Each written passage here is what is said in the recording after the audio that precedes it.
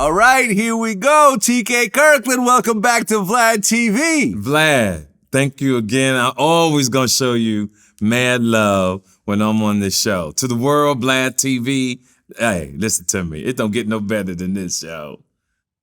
Hey, man, I always love when you come through every single time. Yes, and I studied over the years of me being on your show from the very first time. I think I've been here since going on 6-7 years.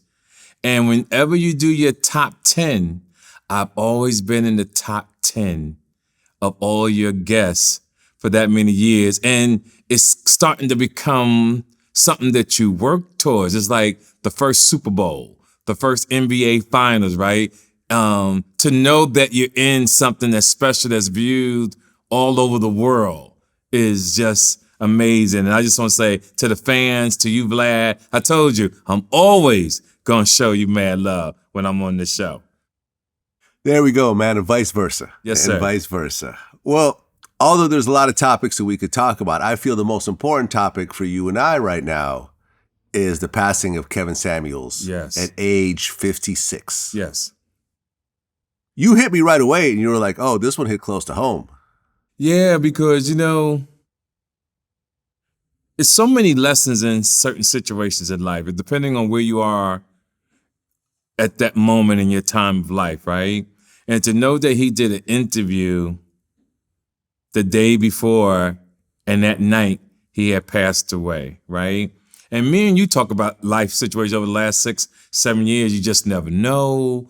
You want to be right. You want to, like my mother used to say, you want to have your house in order.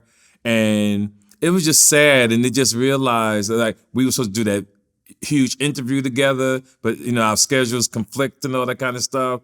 But I don't know what else more for us to say to the world, Vlad, about people just really understanding ain't no second time around in this game called life. So you really got to live it. You really got to do your thing while you are breathing. And to see all the hate from so many people about Mr. Samuels, and there's just no rules to respect anymore, right? Usually when someone passes, everything about that person is done. You leave that person alone. And I saw all the interviews from actors, actresses, to the point that it irritated me, but I moved differently. I wasn't going to comment on it. I wasn't going to say nothing. I'm like, because everybody I got to respect people's opinion. And if that's what he felt, that's how they felt towards him, you have to respect it. But it also shows you it's not what you say, it's how you say it. Because he got his point across, but me and you have always talked. That's the reason why me and him was going to have the show together. I love the fact that he was direct and bold to the women, but I also wanted to give him game and knowledge but you got to give a female a solution because they're already fucked up in the head. They're already mad about the choices that they made.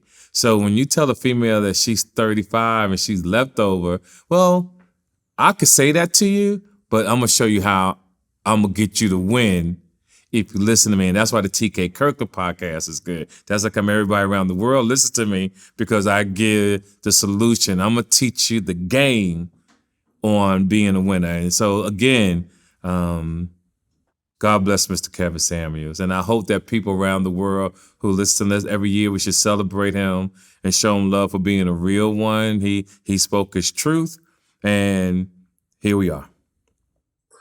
Yeah, I mean, like you had said, I had actually ran the idea by him over the two of you actually doing an interview together. Yes. And he was with it. Yes. He was with it. And we just didn't really have a chance to really put it together and so forth because he looked like, listen, at 56, he was in good shape. Yes. He was thin. Man. It seemed like he exercised yes. and ate well.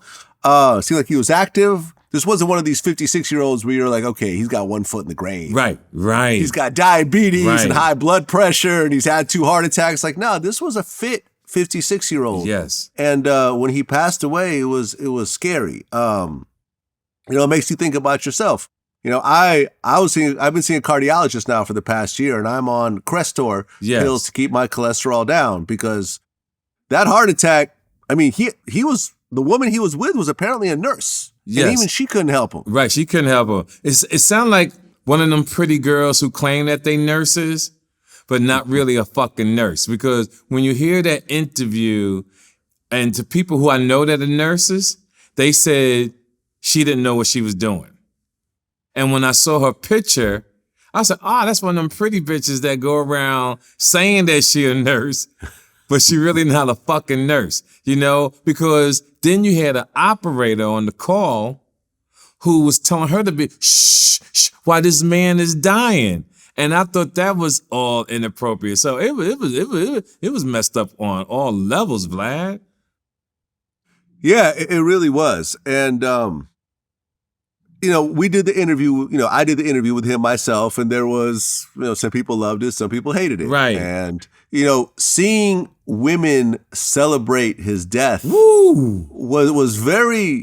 was shocking. It wasn't totally surprising. I mean, it's not like, oh my God, I can't believe it. But to actually sit there and say, okay, I'm going to go on social media and say how happy I am this man is dead right now. Man, I couldn't believe it. Because he said things that rubbed me the wrong way. Right. Was a little shocking. And it was like, shocking. Okay. Yeah, it was shocking. And to the women and men who might get upset with me, Vlad or Mr. Kevin Sam, I want you to remember what I'm about to tell you. See, people always say they fighting their demons, but you're fighting the demons based on the constant choices that you've made. So you're dealing with the consequences of your choices. So I want people to understand that you're not fighting demons. You are fighting the consequences to your choices. Meaning most pain that people go through is self-inflicted. Yes. You do it to your fucking self. So I don't get it. Like, I've been on this earth 60-some years, and every day I wake up and read, I'm more in shocked than I'm like, what the fuck is going on in the minds of the people, to the point I have to tune out because it'll drive you crazy. If you really get caught up in other people's lives and what they do and what they think, it would drive you insane. So I read it just for knowledge purposes, keep my guard up, don't trust nobody. It's to the point now you can't trust white people, Vlad. You gotta, like, it was a time when blacks, you saw a black group of black people walking down the street, you crossed the street. I live in a nice neighborhood. When I see white people with a hoodie on, listen to me. I go around the car. If they walking behind me, I stop, act like I'm sitting on the bench to look at my phone. It's gotten this bad out here. It's crazy as hell.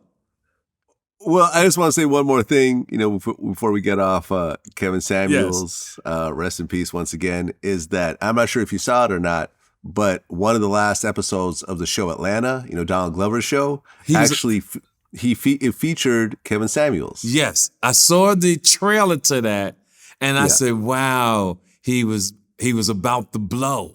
He was about to get ready to go to a whole nother level." And listen, Vlad, like it's kind of sad though. I mean, like hearing what you're saying and to know these opportunities for people, and not just Kevin Samuels, everybody, right? And I'm a conspiracy theory. Watch what I'm about to tell you. When you watch Kevin Samuels interviews, he drinks a lot of Red Bull. Mm-hmm. And to everybody who's listening, I want you to pay attention to what I'm about to say. If you go on YouTube, if you Google, it'll tell you what Red Bull does to your heart. It changes your heart rate. It does damage to your heart. So when Red Bull has those commercials and it says, Red Bull gives you wings. I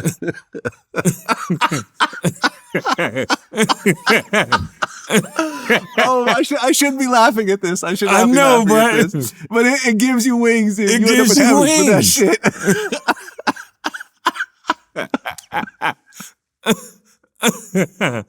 shit. Yo, I got to I make a sad situation funny. God bless you, Kevin Samuels. Red Bull gives you wings. Yeah, I mean, sometimes you gotta laugh at death. You know what I mean? Yes, you to do. Really, yes, to you really, do. to really get over it. How are you going out, Vlad? You gonna have a funeral? What do you mean? Like, if you pass, will you have a funeral? Yeah, I'm gonna have a funeral. Okay, I'm not having one. No? No memorial service. None of that. When I leave, I want everybody at one time at 3 p.m. say T to the motherfucking K, may your pain be champagne. And we're going to keep it moving. Yeah, man. I remember I'm watching this this thing on Netflix. I think it's called The Hall, where they honor these big comedians that have passed away, like Richard Pryor and so forth. And they're honoring Bob Saget. And I forgot the comedian's name that was talking about him. He was actually a friend of Bob's. He goes, Bob Saget died in a hotel room, after he bumped his head, which is kind of ironic for the guy who hosted America's Funniest Home Videos. That's fucking hilarious. Hilarious. I want to go out. If I had my choice of leaving here, I would like to go out like Rockefeller, the senior, the grandpa. You ever read the story on him? No, how did he go out? The father, the Rockefeller dude, was cheating on his wife. He had a mistress. Mm-hmm. He was having sex with her and died, to the point he had a smile on his face in the coffin that the wife was so upset, she closed the coffin. You can Google it. True story. She closed the coffin because he died with a smile on his face. Well, I mean, isn't that kind of how Kevin Samuels passed away? Yeah. I mean, because the woman said that he fell on top of her. So you're like, okay. And they met just the night before and so forth. He may have died doing his thing. I mean, there's worse ways to go out. Yeah, there's worse ways to go out. I hope he was coming when he passed. When he was going? Yeah, I hope, from just a man perspective, I hope that's what was going on. That's right, man. Rest in peace, Rest in Kevin peace, Samuels. Kevin Samuels. Like I said, I got to sit down and interview with the man. I agree with some of the things that he said and disagree with some of the other things he said, just like everyone else. Yeah, but that's what makes everybody great, right? That's what what we've learned in these 6 years, 7 years, and just being men. Man, they talk about Michael Jackson. They talk about Prince. They talk about Elvis Presley, right? Mm-hmm. Nobody wins, yo. You're going to have somebody. You could put up a video on Vlad that 1.7 million people like, but you would get 9 people that say, I found something wrong with that damn video. Yep. Well, we're just coming off of one of the biggest tragedies in America. The Texas school shooting, where 19 kids died, as well as two teachers. You and I have both, had guns over the years. I'm a gun owner. I assume you're a gun owner. Yes. Do you feel like it's time to just drastically change the laws in America when it comes to guns, or just keep it the same way? Here's what we're dealing with. Mostly everybody are cowards to the system. And let me explain to you what I mean. We know that we are supposed to go to our senators and our governors to do something. When you travel abroad, I travel abroad, you don't never hear them talk about guns in any other country. Right. You don't hear about black on black crime with guns. This black person got shot. You might get stabbed with a knife, but it's not no African-American blacks getting shot who doesn't have a weapon. Only in America. When I always tell people, when you travel, you see the world differently.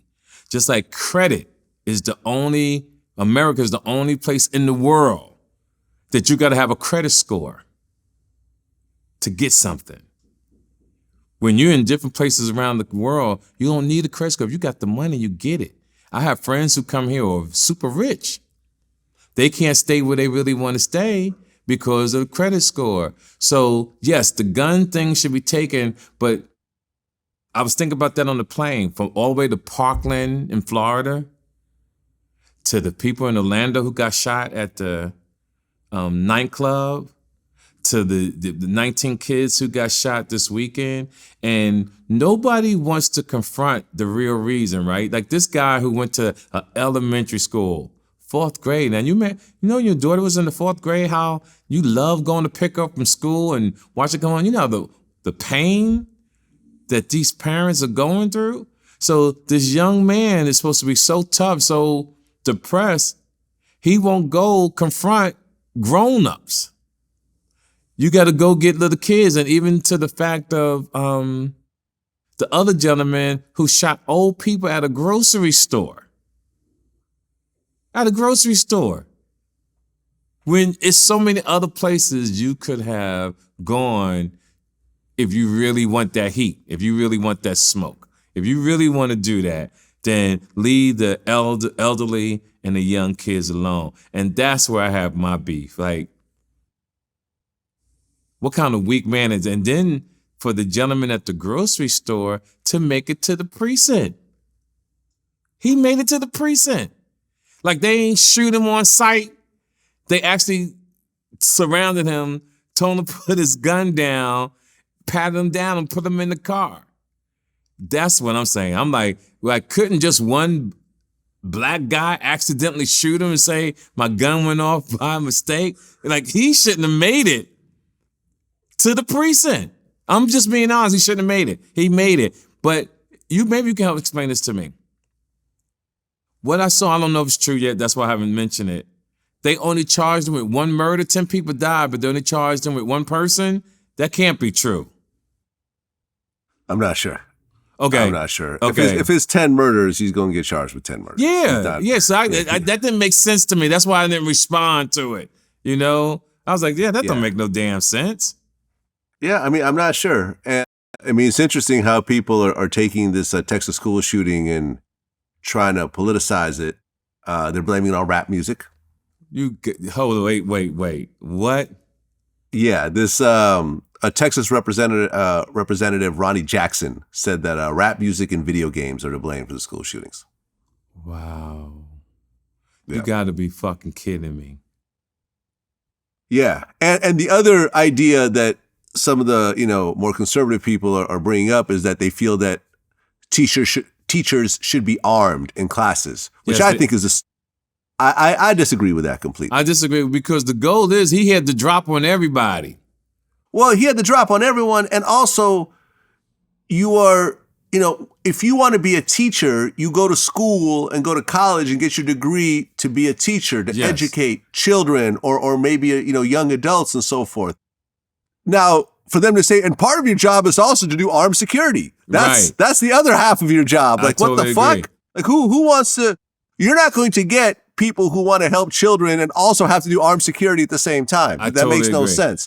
Hire security. Have a the fact that you should not be able. Most of the campuses, like where I, in LA.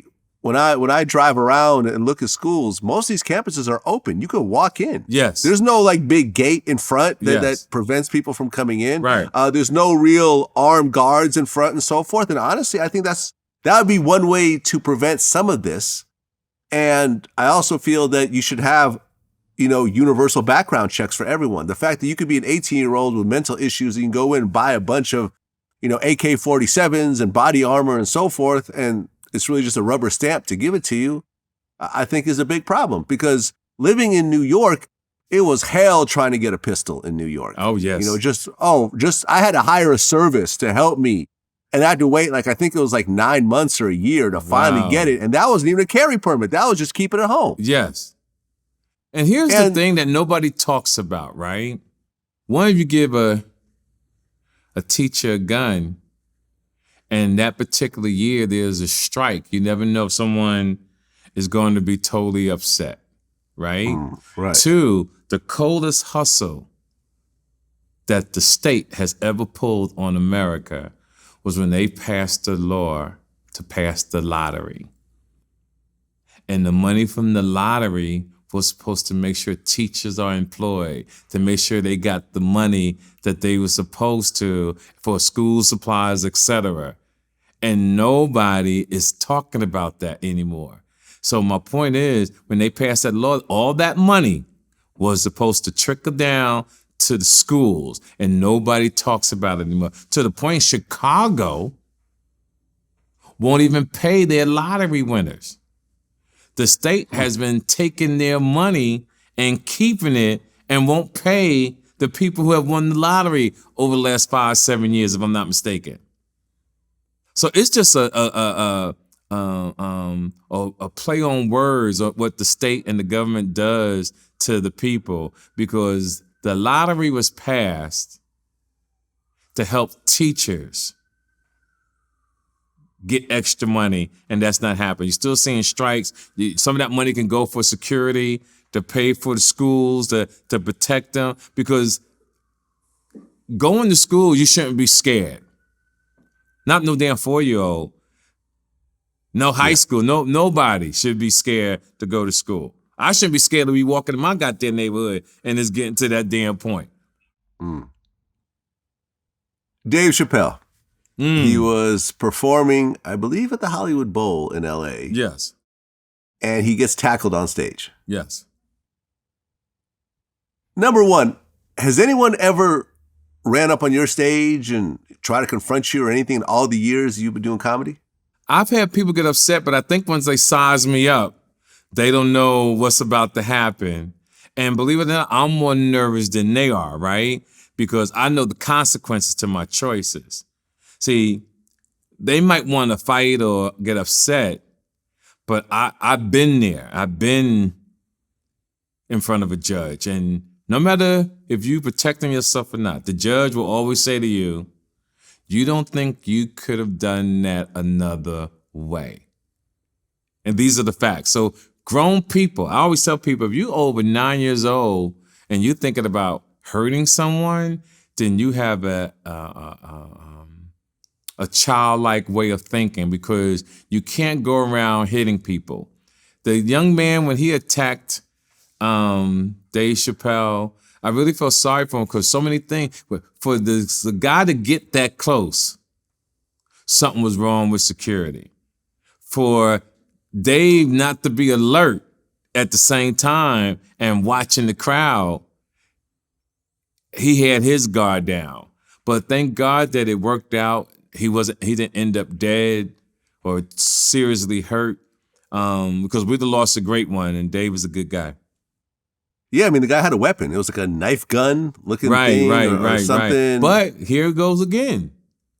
The DA didn't want to put felony charges on the man.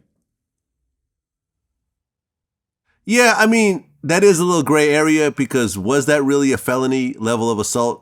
Dave didn't really get hurt all that much. I mean, usually when you talk about felony assaults, you're talking about grievous damage. That's true. Right. You see what I'm saying? Right. Like, getting tackled, Dave got right back up and finished his set. There really wasn't that much, yeah, he could have potentially done something. Okay, I see what you're saying. Ultimately, he just no tackled bodily harm. No bodily harm. Yeah.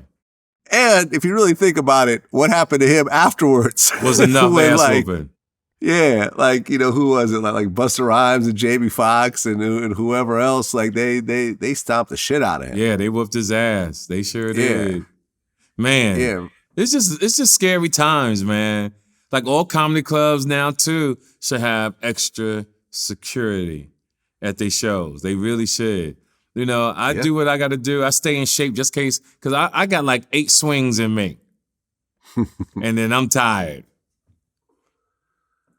Yeah, man. I feel you. I feel you. Well, the whole Dave Chappelle tackling incident comes off the heels of the Will Smith, Chris Rock slap. I feel there's a certain level. Well, there is a relation, because I remember when they were going through the guy that tackled Chappelle, they were going through his social media, and he actually put up a picture of the Will Smith, Chris Rock slap, and he said, Dave Chappelle, you're next. So there actually is an actual connection between these two events. Now, that, can Absolutely. You blame Will Smith for it? No, you can't. No, but at the end of the day, it is setting up a certain precedent. So when you were watching, the Academy Awards and you saw Will Smith walk up to Chris Rock, and number one, how well do you know either of these two guys, if at all? I know both of them very well. And that's why I couldn't take sides, because to me, it had everybody against each other, right? Because everybody loves Will Smith. Everybody loves Chris Rock. So I felt bad when I saw Will Smith get a standing ovation and Chris Rock still was on the stage presenting an award. The humiliation in his face was painful to the point that I felt it, And I know as we move on, I know Will has to feel bad that he did that. And I hope as a G, because he's from Philly, I hope as a G he will get together with Chris Rock and sit down and talk to him. But the longer he has waited, it's too late because there's a lawsuit involved. Oh, there is? Oh, I would assume that there's a lawsuit. We haven't heard anything, but I'm quite sure there's a lawsuit. Or if I was Will, I'll pull him to the side and give him something like, say, listen, my apologies. Man, can I make this right? Here's $5 million, and I don't see Chris turning down $5 million, but, to take that away, that pain. See, once you get a certain age and another man hits you and you are a father, especially to children, especially to girls, on that magnitude, to me, there's no type of money that can make that right. Yeah, I was disappointed. Listen, I've never met either one of these guys. Yes. I had heard Chris Rock was a fan of some of my early work. I met his brother. Yes. His brother's cool, Tony Rock. Mm-hmm. Will I have never met. Yes. I just felt like on Will Smith's part, I thought it was some hoe shit just because the size difference between these two men. I didn't even think about that. You're right. Think about if Dwayne Johnson said that same joke. Right. Jason Momoa. Like if Jason Momoa would have said something, you think Will would have ran up on Jason Momoa? Aquaman? That's so true. You're right. Thor. You think if Thor said that joke on stage, he'd be like, Size do make a difference. Size matters. It does. Yeah, it does. He picked a man that was physically half his size. Yeah. That is not known to be aggressive or fighting. In fact, who has had a long history of getting bullied himself. Right. So I just felt like, and he really, I wouldn't say it was a sucker punch, but it was a sucker punch because he's walking up to the stage and he's thinking it might be a little Kanye moment, grab the mic or whatever. Right, he's not thinking that's he's getting true. assaulted because the joke was like, 5-10 minutes ago. That's so true. But there's so many lessons in that. One, people got to know the difference between a fade and alopecia, right? Jada had a fade. My mother had that disease. I know what that looks like. Two, when you're from Brooklyn, you should never lose your street etiquette. When somebody's walking aggressively towards you, you're supposed to skip back a little bit. Like, yo, what's up, brother? Why are you rolling up on me? Why are you running up on me like that? What's going on? And three, you knew Will was very successful because he didn't smack him like a guy from Philly. He smacked him like a guy from Fresh Prince of Bel-Air. Because when he smacked him, as he walked back, he tucked his vest. He tucked it. That's how rich people smack people. You know what I'm saying? Like he tucked it and went and sat down. And then it became a nigga against leave my fucking wife's name out your mouth. And everybody. But to the men and women who are listening, when a man defends you, and I've seen women say that was great that Will Smith defended me, the woman has to be smart as well and say, no, baby, it's okay. Don't worry about it.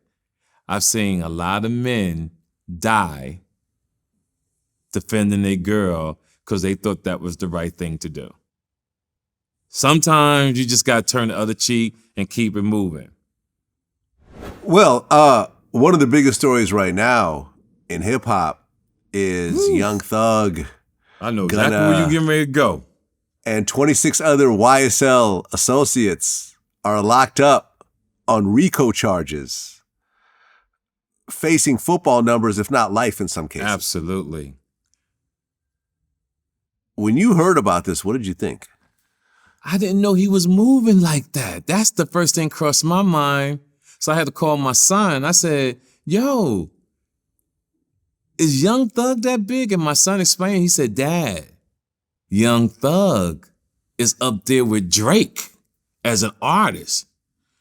I said, you fucking kidding me? He said, no, Dad, he's really up there. So here's my thoughts to the young generation that go from nice kids to getting in the rap game, to becoming gang members, to getting charged or even dying.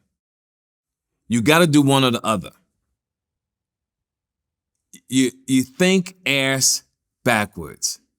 To everybody that's listening, and I hope all the young people understand and I'm going to use profanity. No, I try not to curse too much when I'm off stage. You motherfuckers think ass backwards. Who the fuck want to go in the studio, make hit after hit after hit, to go in the street to do crime? Because the people in the streets doing crime is trying to get money so they can get out the hood. These motherfuckers got money and getting ready to go to prison for the rest of their life. And they don't understand. It's like exactly what you said. They giving out prison numbers. And people could sit at home and think they could wiggle their way out of this. But the feds, the state is involved, and they have already went back to 2015 to Lil Wayne gun bust shooting. So if they sat on everything that long, they built a gorilla glue case. Your ass is stuck. You stuck, yo.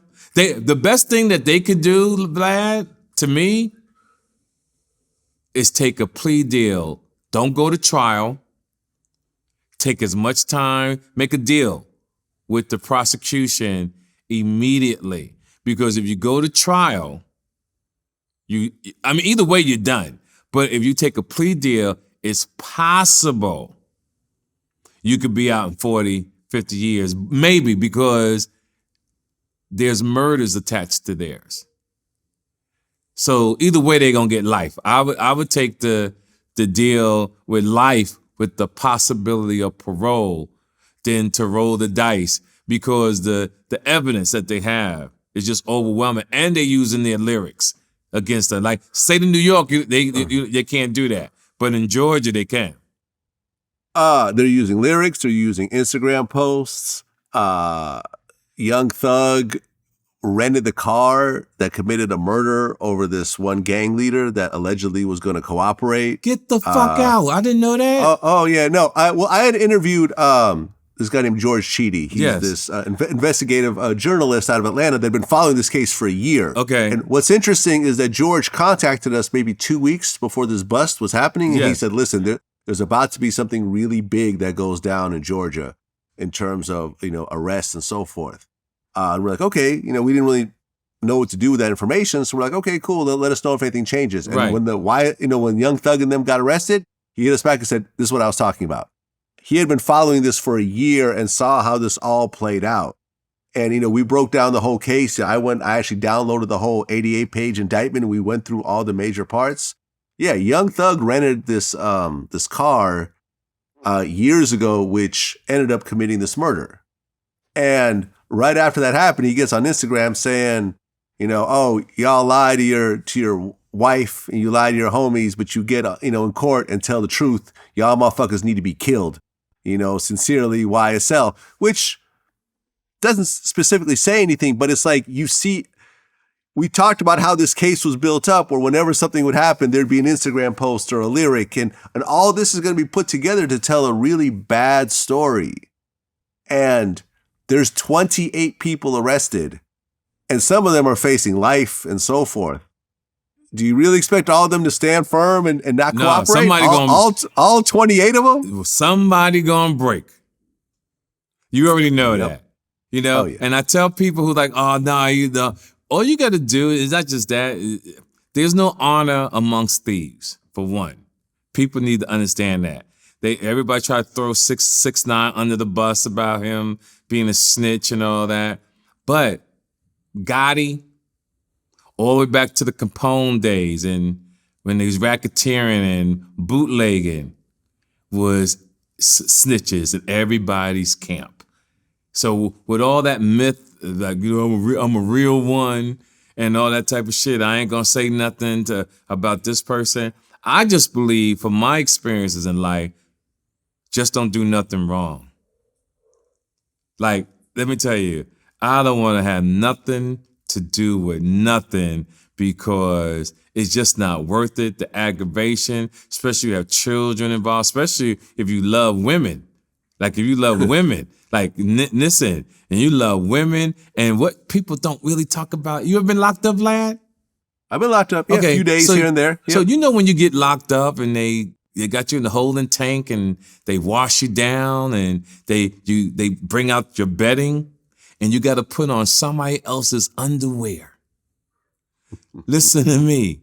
That's one of the most humiliating moments in your fucking life. Or to use the bathroom and someone's right there.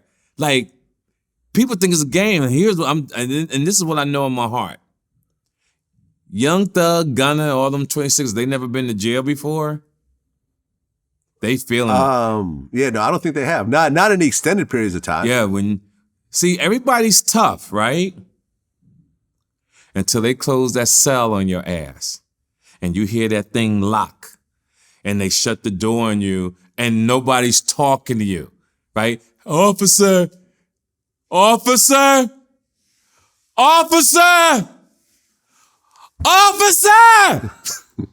Yeah. And then somebody out of nowhere says, shut the fuck up.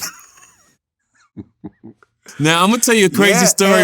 And back in the 90s, I got into some trouble. And they had me in protective custody in LA County. And in protective custody, it was me, Rick James, Tupac, the Menendez brothers. Crazy scenario. And what was so crazy was some other people that was in there who I guess they didn't care. They said, TK, tell us a joke. I said, man, I'm fighting a case in this motherfucker. Fucking joke. Do you know the motherfuckers booed me, yo? I'm talking about booed in jail. About 200 people booed me in the LA County jail because I wouldn't tell the motherfucking joke. I am not lying. So when you start getting them fucking sandwiches, and then if they're in protective custody because they celebrity, see, a lot of people think you get in protective custody because you're a punk or whatever. But when you're a celebrity, you go into protective custody immediately. Are you high profile? They don't put you with the general population. Now, here's the thing. Now you isolated. You only come out 1 hour a day. Yep. And you get 15 to 30 minutes to use that phone, another 10 minutes probably to take a shower, and your ass is getting ready to go back in the cell. That's horrible. Oh, yeah. I mean, because Young Thug's lawyer put in a motion that said that Young Thug is in inhumane conditions. He's in a room by himself with no windows and so forth. And the courts responded, and they said, this is a detention facility, not the Ritz-Carlton. I read that. He's being held exactly where all the other prisoners are being held. We don't care that he's a multimillionaire. Right. You know, we're not purposely putting him anywhere worse. And Vlad, I really thought he was in a dungeon. I'm being honest. And when they showed the picture, I said, you got to be everybody go there. Right. I really thought it was a dungeon. I thought we was in Russia or something. But when I saw the picture, I said, yo, that's where everybody go. Well, let me say this, because we went deep into this case, went through all the paperwork and so forth. And the one thing that really struck me more than anything else is that, especially when it comes to these RICO charges, you have to pay so much attention about the people that you affiliate yourselves with. Okay. That a lot of this, like for example, Gunna is sitting here with no bail because he got pulled over and they found drugs and guns and so forth. Him and Young Thug were in the car with some other guys. And now he's sitting there with no bail, even though he didn't put out any hits on anyone. He didn't do anything violent. He just happened to be there. So they don't have a case on Gunna? They have a case on him. But the whole thing is like, he's like, weapons charges and then, drugs with intent to distribute. Gunna's not a drug dealer, but they found so much drugs in the car that it's an intent to distribute type quantity. Okay. You see what I'm saying? And what really set off this case, what really started to trigger all the arrests is that there was this one guy named Big Briss. He is kind of a rapper, whatever, just a street guy.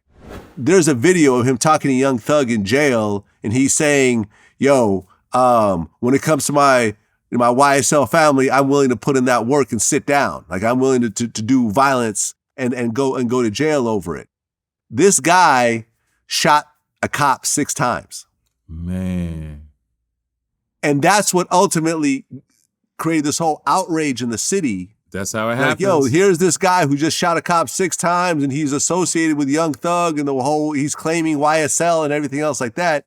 At that point, they just had enough, and it just set up a chain of events of actually like everyone getting arrested that day. And what was crazy, because the journalist, George Sheedy told me this, Young Thug's dad knew that this arrest was coming. So Young Thug knew that this was coming. Knowing this, when they raided his house, they found a switch, which is a gun converted to an automatic, which is 10 years by itself. Wow. Other guns and a bunch of drugs. A bunch of drugs. You would think that if you knew you were about to get arrested, the last thing you'd have is some shit in your house. That's the thing about the mind again. A real sophisticated criminal will know that if something is getting ready to happen, you leave the country. See, people commit these crimes, right? Like even the lady who snatched the guy out of the jail, the transportation there, right? Yeah. When you couldn't find her for a couple of days, I said, ooh, that bitch must have had a plan. They got away. Like, I was really rooting for her. And then I come to find out they found the bitch in the hotel. They even had a shootout and she killed herself. I said, don't nobody know how to do fucking crime and get away with it. And that's my thing. Nobody has a plan. So if anybody's in the house and you know that somebody's coming, you're supposed to get away. Now, also, if you had a good attorney, watch what I'm about to tell you. No, it's a surprise thing, but if he was under investigation, an attorney would explain to him, listen, you're under investigation. We're going to have a surrender date. You turn yourself in. But they caught him totally off surprise because they didn't want to give him bail. They didn't want to give him a heads up that they were coming. So they surprised his ass and caught him slipping. Yeah. They caught him slipping. Someone on Twitter said, yo, the YSL movie is going to be crazy. And I'm like, oh, yeah, it is. Oh, yeah. It's going to be. Yeah, when they make that, it's going to be crazy. Yeah, and they're going to definitely do one. But when I hear his, I watched a lot of Young Thug's stuff a couple weeks ago. He said that he would get some breasts made and spend time on the yard and he gonna have fun, meaning he gonna be fucking the guys. And when I hear people say that, I want to know now, see, you gotta be careful what comes out your mouth, right? Because they spoke that into existence. And words are extremely powerful. So I really want to see if he gonna get the surgery and get the titties. And once he get locked up. I have not heard that, but that sounds yeah. It's on YouTube. He's talking about fuck the police and something, and if he goes to jail, that he gonna get some. He had lipstick on too. I'm gonna get some titties, and I'm gonna have some fun with my time. Oh, here we go. Young Thug said he'll get his breast done if he goes to jail for 20 Bingo. years. Oh shit. That's deep, ain't it? That's beyond deep. That's That's a whole no end right there. Because that's a black hole. That's a black hole. That's yeah, because I stopped fucking with Young Thug when he was. See, it took a minute for me to put all the numbers together. See, I was a Young Thug fan until I heard and saw he was wearing dresses. Then I stopped fucking with him. Then I remember one night I was out with my son and I said, damn, that's a bad song. And my son said, Dad, that's Young Thug. I said, get the fuck out of here. So then I'm not really rocking with him no more until, bam, he comes up in the jail situation. But I also heard that he said he was going to stop wearing the nail polish and the dresser because of his son. Well, yeah, and I actually found the quote. He said, hey, I'm on that Hugh Hefner shit, man. If I ever have to go sit down for 20 to 25 years, the time they let you sit at home with your family, I'm bound to get my motherfucking breast did. I'm bound to get my titties did so I could do my 25 years with hoes. Yep. And have me some fun, man. I hit that right on the nail. So I guess he's saying he gonna get his titties done and then go into a female prison? I think that's what he's talking about. No. That's what he's saying. So I can do my 25 years with the hoes. It's not making sense. If they ain't gonna put him in a female prison. You going to? Well, remember there was actually that story recently where they had a transgender prisoner in a New Jersey prison who ended up getting 2 of the inmates pregnant. Wait. Are we saying that Young Thug is on that side? He's a dick grabber? I mean that's basically. I mean he's saying he's gonna turn into a transgender if he has to go and do 25 years. That's what he's saying in this thing. Okay, now that's what he's saying. Yeah, he's thanks saying for translating that. He's done so he can go to a female prison, and I guess he thinks he might be able to fuck the female prisoners because he got titties. Now I don't know. I mean, the whole thing sounds fucked up. No matter. This shit is man. What the fuck is going on, Black? I don't know, man. And let's bring that shit up about the guy who was a transgender in the jail fucking the women. That's the funny. Yo, they had a shit. Well, you know what it was? Is like the LGBTQ groups were basically fighting the prison system, saying this is unfair. If this person identifies as a woman, they should be allowed to go to a women's prison. And they fought, and finally the prison said, fine, you could have this transgender person in our prison. He or she, however you describe it, got 2 of the inmates pregnant, not by rape or whatever. Right. It was like, hey, it's the only dick in town. I mean, fuck it. Like, you know but it goes to show you, right, that the women don't even give a fuck. The women don't give a fuck. Oh my God, yo. Vlad, what the fuck is going on? Well, in other news, Jacksonville's, there's a rapper in Jacksonville named K-So. His father is testifying against him in a murder trial. I read that. But you see the consequences, though? Well, so here's because people try to paint this and try to overly simplify it a little bit. So I did a little bit of research into this. I might be a little bit wrong on this, but essentially, K-So is being charged with a murder, right? Yes. And his father is being charged with accessory after the fact to first-degree murder. Right. And he's facing 3 felony charges, could each carry a sentence of 30 years in prison. So he's having to testify against his son who did the murder, who I guess is not saying that his dad had nothing to do with it. So now he's being put in a situation where his own life, he's potentially going to lose his own life in prison because of something his son did. And, people are like, I can't believe the father would testify and so forth. So the father actually went on Instagram and he made a statement. He said, if it was me and my daddy in a situation like this, I would have been freed my daddy a long time ago, no matter what my consequences would have been. No justification needed, especially if he's a good, great daddy. He could do more for me out of jail than in jail or prison. Who leave their daddy in jail to rot, especially when you know he innocent? I would have been stood up and said my daddy ain't got a fucking thing to do with nothing. You people out there that in the free world talk that talk out there until it's time to walk that walk, facing that life sentence. I agree with him. I would do the same thing if my son had me in a bad situation like that. I wouldn't even think I wouldn't even think twice about it. And that's where most people listen to reply.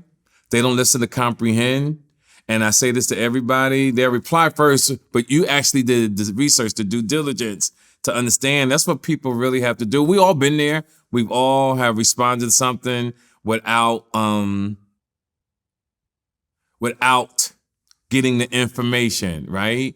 So with that said, if my son put me in a situation like that and I really didn't have nothing to do with it and you trying to take me down, I gotta go protect my life, especially if the prosecutor says you get to walk if you testify against your son. Now, if I testify against my son and they still lock me up, different ballgame.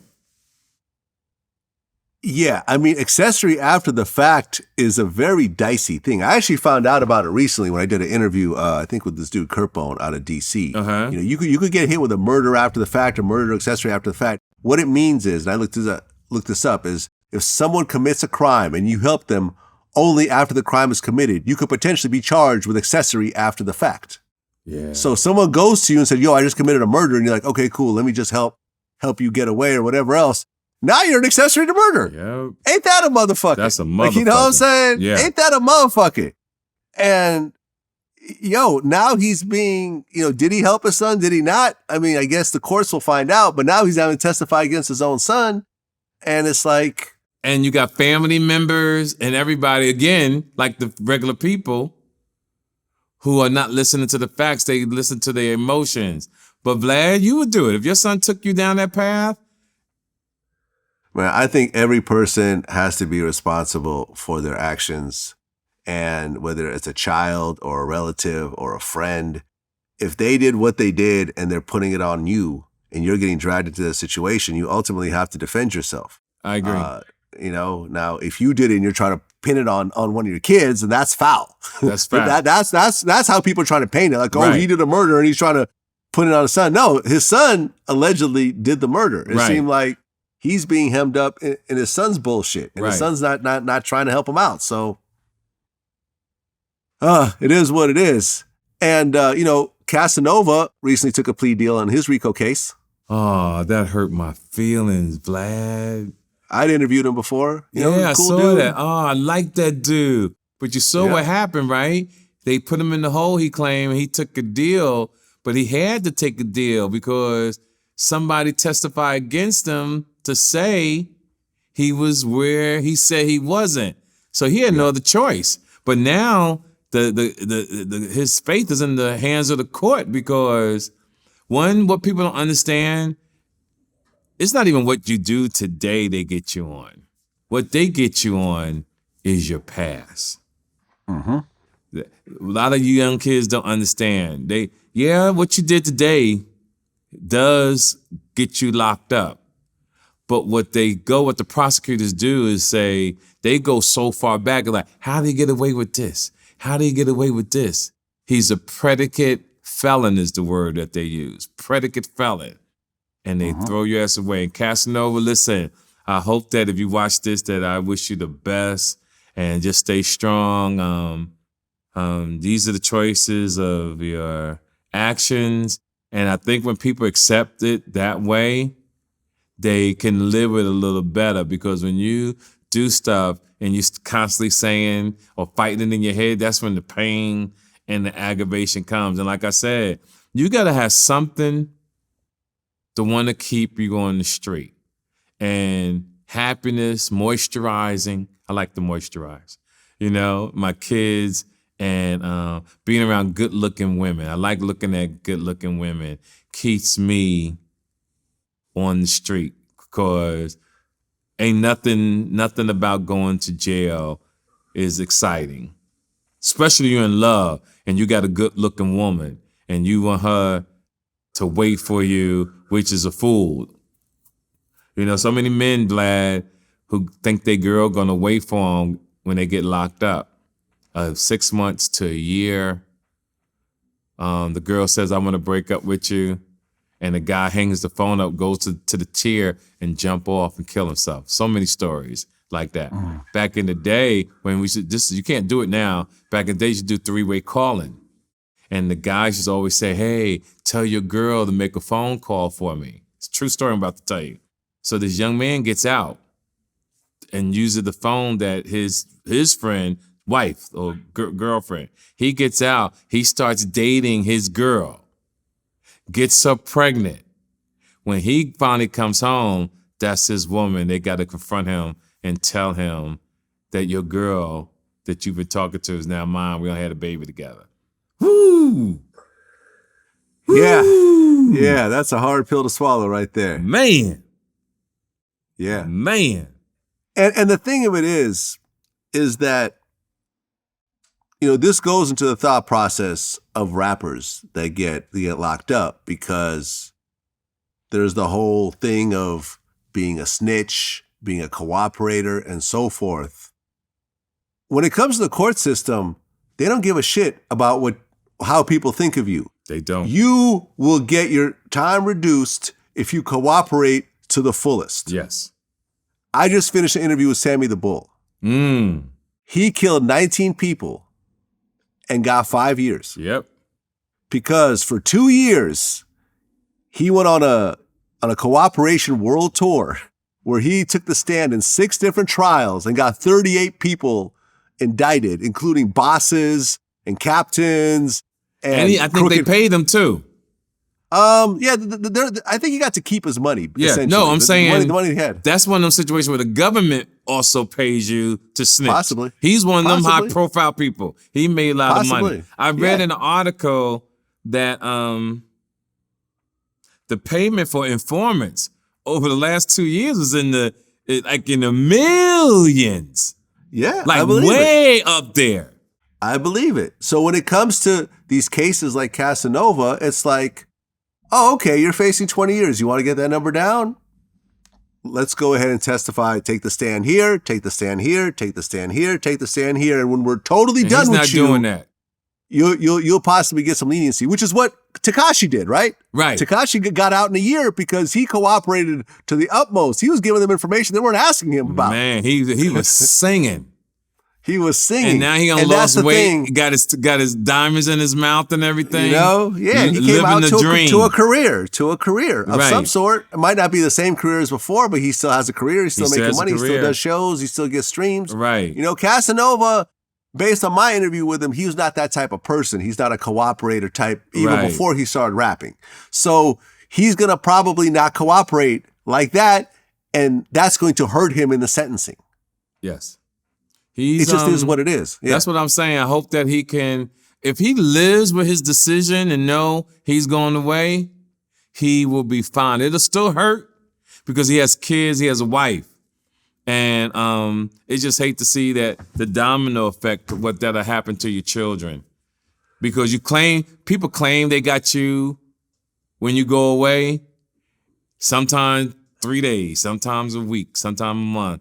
Everybody disappeared. Yeah. You know, the one thing that really disappointed me recently, because I had interviewed him before, is Lil Meech. Got caught up in a grand theft situation. So the story is this. I looked into it carefully. Okay. Lil Meech, the son of Big Meech, the head of BMF, who's doing 30 years right now, had an $80,000 platinum Rolex, probably a presidential, if I were to guess.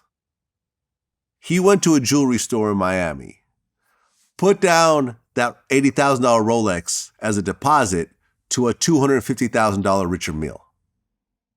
Right? I'm listening. So he was wearing this watch around. The jeweler is trying to call him. He's ducking the calls. Wow. He's not picking up the phone. And then he goes to another jewelry store to try to do the same thing, to try to put this Richard Mille down as a deposit to an even more expensive Richard Mille. Oh, man. And when the original, and you know, jewelers all talk to each other. Right. Like, you know what I'm saying? The other jewelers probably like, hey man, isn't this the watch you were telling me about? Because your man is in here trying to. So at that point, the original jeweler filed a police report. Lil Meech gets arrested. He's facing, I heard as much as 60 years. I mean, I don't know if that's actually true or not, but it's a very large amount of money. It's $170,000. And what kids need to understand, the numbers mean a lot. Yes. If it's listen to me. the system is not fair, Vlad. And these young kids, even grown people, think it's a game. And when you hear numbers like that, especially about give me an example. I'm gonna throw my own stuff under the bus.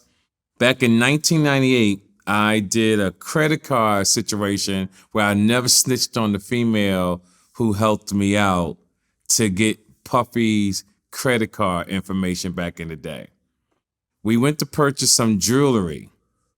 And she explained to me, she said, TK, you gotta keep the prices low. Now, let me tell you, in the 90s, I really didn't know too much about jewelry, but we're gonna go deep for a second. So I ordered some nice earrings. I told the jeweler I want a necklace and a watch. I want a diamond. I'm giving all this, not understanding this business. By the time I was done, it was $100, maybe $200,000. But the jewelry store in New York City, matter of fact, never ran the credit card information. See, we didn't have Puffy's credit card. We had Puffy's credit card number, and we put information on a sheet of paper. And back in those days, we didn't have emails. So we faxed it over to the jewelry store. What was crazy about the situation, I have two cousins who are federal agents, who was my security guard. So my cousins didn't know that I was doing this. So I had them go pick up the jewelry in New York City. Watch this, this shit gets crazy. So when my cousins go, the police arrest my cousins who are federal agents. So they like, what the fuck is the feds from New Jersey coming over here to get jewelry? So one thing, my family, my mother, God bless her, my aunts, uncles, everybody kept it cool. Me and my cousin didn't speak for a few years, but me and him, we love each other to death. We tight as hell. But my point that I'm making to the kids with the jewelry, the numbers are serious, and a detective told me that the biggest hustle in the jewelry business is the diamond business. He said that jewelers mark their jewelry not 10%, not 20%, not 50%, 600% markup. So when guys are saying they're paying all this money for diamonds, you are getting played like a fake vaccination card. and this was in the 90s. Yeah.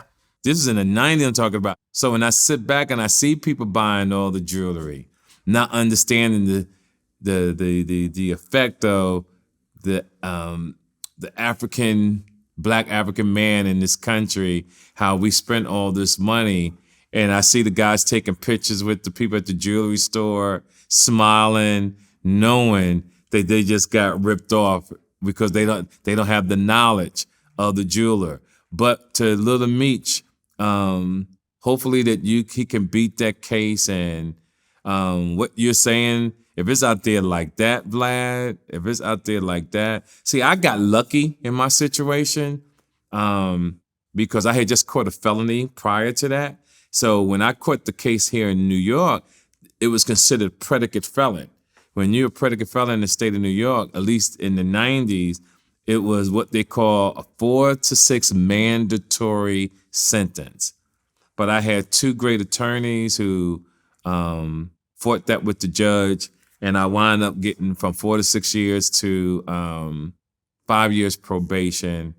No matter where I was in the world, I had to be back in New York once a month. It seemed like it took forever, but I found the true meaning of get that behind you. When you're young and you hear an older person say, face it and get it behind you, you really don't know what that means until you get older. And when you get older and you realize, yo, that was so long ago, that is behind me now, I don't have to deal with it. So you take your bad situations and you share it. So the thing with Little Meech, one, when he gets older one day, he'll be able to share that story and tell people what not to do. 2, I'm quite sure right now he knows it wasn't worth it. And 3, when you're on social media, and I don't know if he's embarrassed, but I love him, his crew. They all came to see me perform down in Atlanta at the Atlanta Comedy Theater, and they just thought my show was amazing. I just hate to see our young men go through situations like that when it's not necessary, because it's only a fucking watch. Like, nobody cares. Right. And what's really interesting is that family jewelry is their Achilles heel. Yes. Because what people may not remember was that his uncle, Southwest T, what triggered the fall of BMF was that he got pulled over and they found $5 million worth of jewelry in his car. Man. They seized it. Now, most people would say, well, I bought all this with drug money. I guess I'm just going to have to write off this loss. Right. Not Southwest T. He tried to say that half of it belonged to Damon Thomas, the music producer, who was Kim Kardashian's first husband. Right. And, that he got it from Jacob the jeweler. So once the feds started investigating that shit, they found out Jacob the jeweler was basically selling jewelry without filing all the paperwork, declaring who had bought it and how much it cost. And it was all like being done under the table. Right. So then Jacob the jeweler goes to jail. David Thomas ends up having to talk to the feds and clear his name and say, no, it's not my jewelry. like I own none of it. Now there's a big radar on fucking Southwest T, and eventually they bring down the whole BMF. Yes. Not to say it would have otherwise happened, but it's like, it's just jewelry. It's just a fucking watch. Listen, like, he's off. I believe his friend paid 1.4 million in bail. Like, the bail's more than the damn watch. Right. Like, Vlad, it goes, when you watch the Jay-Z's now from back in the day, even Baby back in the day, I seen all of them used to rock jewelry. And I got pretty successful over the last 20, 25 years, legit wise. And I got some nice pieces, right? Mm-hmm. Vlad, you ready? It's just sitting in the safe. Yeah. Vlad, it's sitting in the safe. Like, I don't even think about it. And when I go in there to get something and I look at it, I'm not even motivated to rock it, Vlad. Here's the irony about the situation. I'm just going to, leave it with this. Yes. Because I just did the math in my head. Think about this for one moment. $250,000 watch, $80,000 deposit. That's $170,000 that you still owe on this watch. You don't pay that back. Instead, you get arrested and you're out on a $1.4 million bond. I saw which that. is, so if you look at a bond like that, you usually pay 10%. You lose that in cash to the bond to the bond bailsman, whatever, right. the bond bail guy, yep. bail bond guy. Right. So you owed $170,000, but you could have paid off and kept the watch. Instead, you paid $140,000, damn near the same amount, just to get out of jail, which you're going to lose forever. And you had to give the watch back. They went and got the watch back from you. And so you would have been better more. off just paying the one, and plus, and then the court cases, and then the jail time, and everything else like that, and the attorneys, and all that. Like, you could have just paid off that watch for about the same amount of money as that damn bail, and had a nice watch that appreciates in value. But instead, you decided to try to scam your way through because you're trying to shine like your daddy. Right. And but your daddy was shining, but you're not gonna, but you're an actor and you just had your first successful season as a lead actor. You're not making millions of dollars. You probably made a few $100,000 that year, and you got to build it up. But instead, you're trying to compete with what your dad did because your dad was an international drug dealer and he got 30 years for it. Yep. It blows my mind because I interviewed him when he was like 17 or 18 or something. Man. And he was like, I had no idea what my dad did. I was just living a nice life with my mom. And I was shocked when I found out. And it was like, but here you are following not exactly in your dad's footsteps, but somewhat. To the young men listening, at the end of the day, like you said, Vlad, don't make bad decisions on something that's temporarily. Earring or watch is a small part of your life. So I'm talking about a small part of your life. And I remember after that situation with the watch with Puffy, right? And Troy Carter, the manager of Eve, and I'm quite sure you know Troy. Yeah. Troy, great friend of mine. Shout out to Troy. Troy took me to Philly because I was making so much money. And I bought my first expensive watch, which was $10,000, right? I bought the watch. I still have the watch to the day. And when I look at that damn watch, I go, man, what the fuck was I thinking? But to the people who want to do it anyway, if you're going to do it, work hard, get on your own, right? Get on your own. Because when I was doing certain things, these people worked hard for their money. They worked hard for doing what they was, and I had no right as a man doing what I was supposed to do because everybody worked hard for what they got. And I had to learn the hard way to do it the same way. So that's like how I can relate to both sides. And to this young man, you're gonna get past this. You're gonna have a story to tell, and you're gonna ride out to the sunset one day. And 40 years, because he's in his 30s, right? Nah, Lil Meech look like he's in his 20s. All right, so in 40 years, I'll probably be on the other side in heaven having a martini with the Lord. You're going to tell this story one day and laugh at it. And to all the other young men who are listening, the diamonds, the necklace, to the young man who allegedly shot young Dolph and was wearing his jewelry, things that are fucking temporarily. What I always say on the show, control your emotions. And that means not just violence towards women, not just violence towards men, with material things as well, because impulse is a powerful thing. It's like when you go shopping, everybody that's watching this got so many clothes in their closet, sneakers in their closet, cars that they don't use. Katt Williams has a new special on Netflix. Did you watch it? I saw stuff people were sending me that he used one of my lines. Who raised you? Who raised you? Who raised you? He did use that. Yes. I was going to mention that because it sounded very TK-ish when he said it. Yes. You know, not to say you invented that term, but you popularized that term in the comedy world. And to the people who was questioning me about Katt Williams is really one of the greatest comedians of our time. Agreed. And what I tell people, I don't own the phrase "who raised you" if you say it on TV, if you say it in the comedy show, because I don't think he did it and purposely to bite on me. I just think that situation that he was in, he just used it. Now, if Katt Williams sold a t-shirt, a baseball cap, a hoodie, then I could sue him because I own the rights to sell merchandise on Who Raised You. Right. And to be fair, I watched the whole special. It's not like he used that term repetitively throughout the show. There was one situation and he said, "Who raised you?" And it made sense in the context of what he said and so forth. And that's all it was. That's all it was. That's all it was. That's all it was. I watched it and I'm a big Katt Williams fan and I was somewhat disappointed overall. It had its moments. Right. But a lot of people really... The feedback that I saw online was that it almost seemed like he was worried about getting canceled and tried to avoid certain topics that might be a blowback on him. Like, let's say what Dave Chappelle went through and so forth.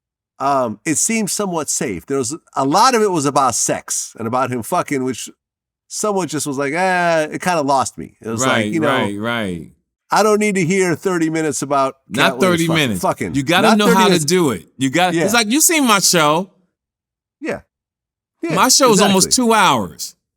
Right. But I know this for a fact. I only talk about sex 10 to 15 minutes out of 2 hours. Now watch what I'm about to tell you.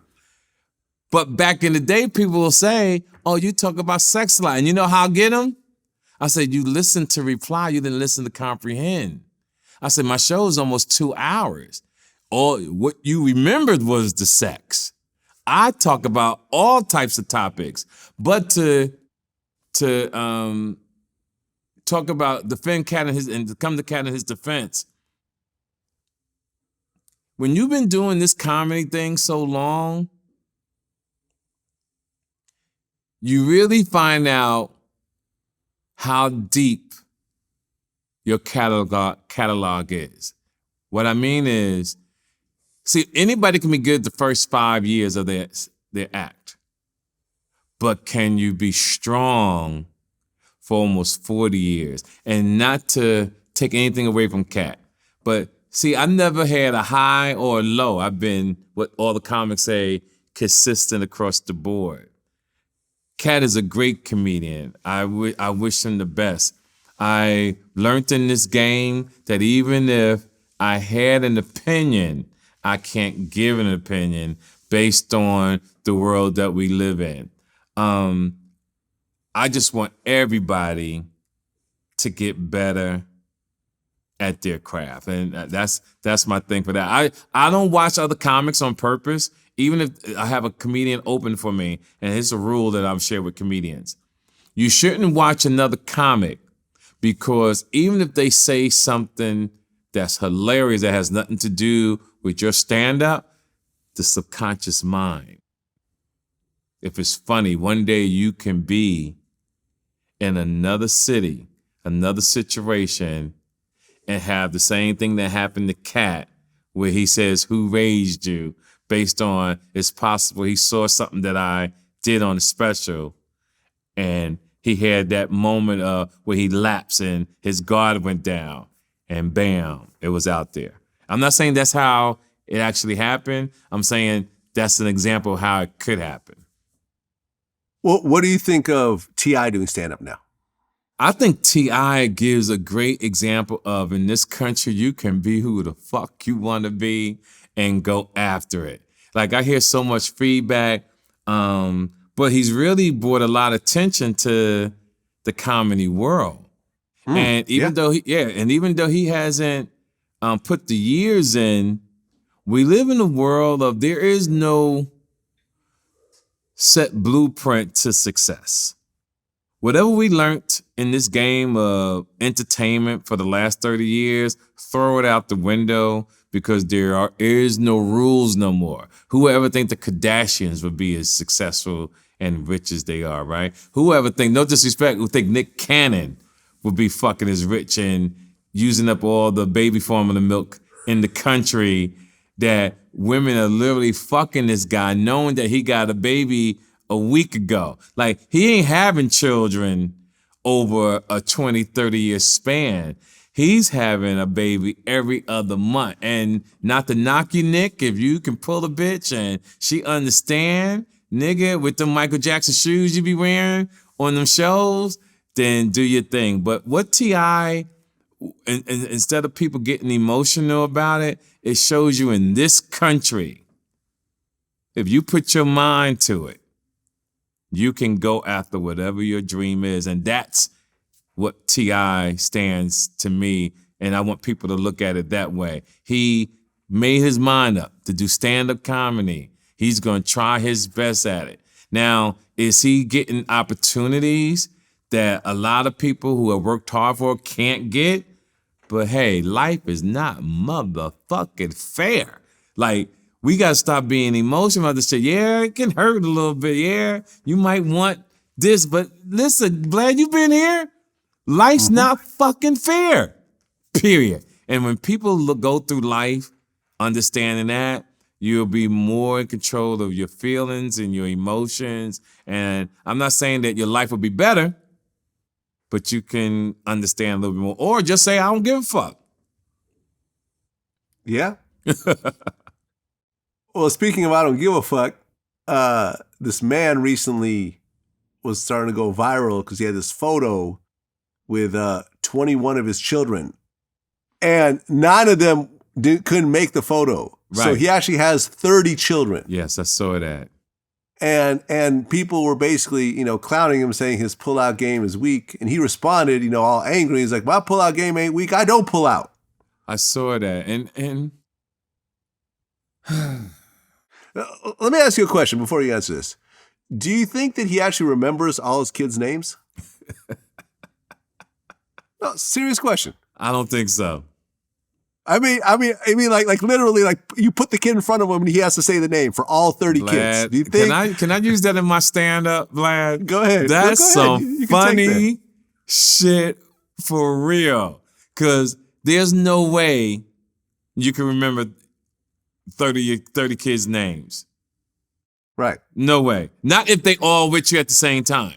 Now, if you calling their moms different times, yes. But if they all at the house and they running around, you gonna call somebody the wrong name. He's like, yo, Karen, I'm not Karen, Dad. You stop calling me the wrong fucking name. Like, it's crazy.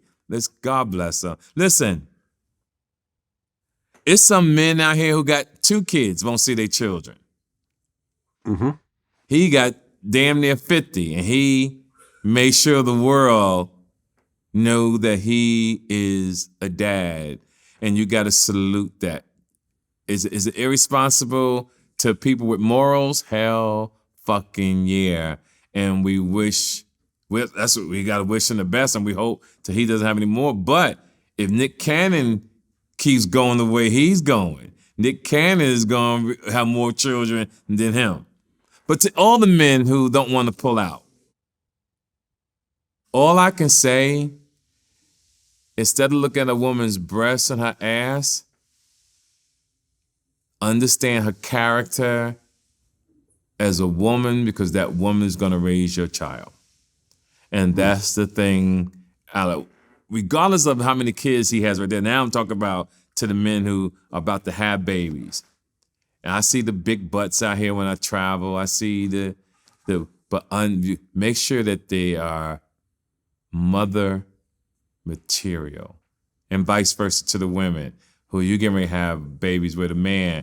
Make sure that he's father material, not somebody you just met in the club who got the Camaro outside with the incense, smoking weed with the door open. You understand what I'm saying? Or a doctor who you think is the dream of you, the ideal dream, because what most women do, they'll say, oh, he's a doctor, he's a surgeon, you're saying people's title.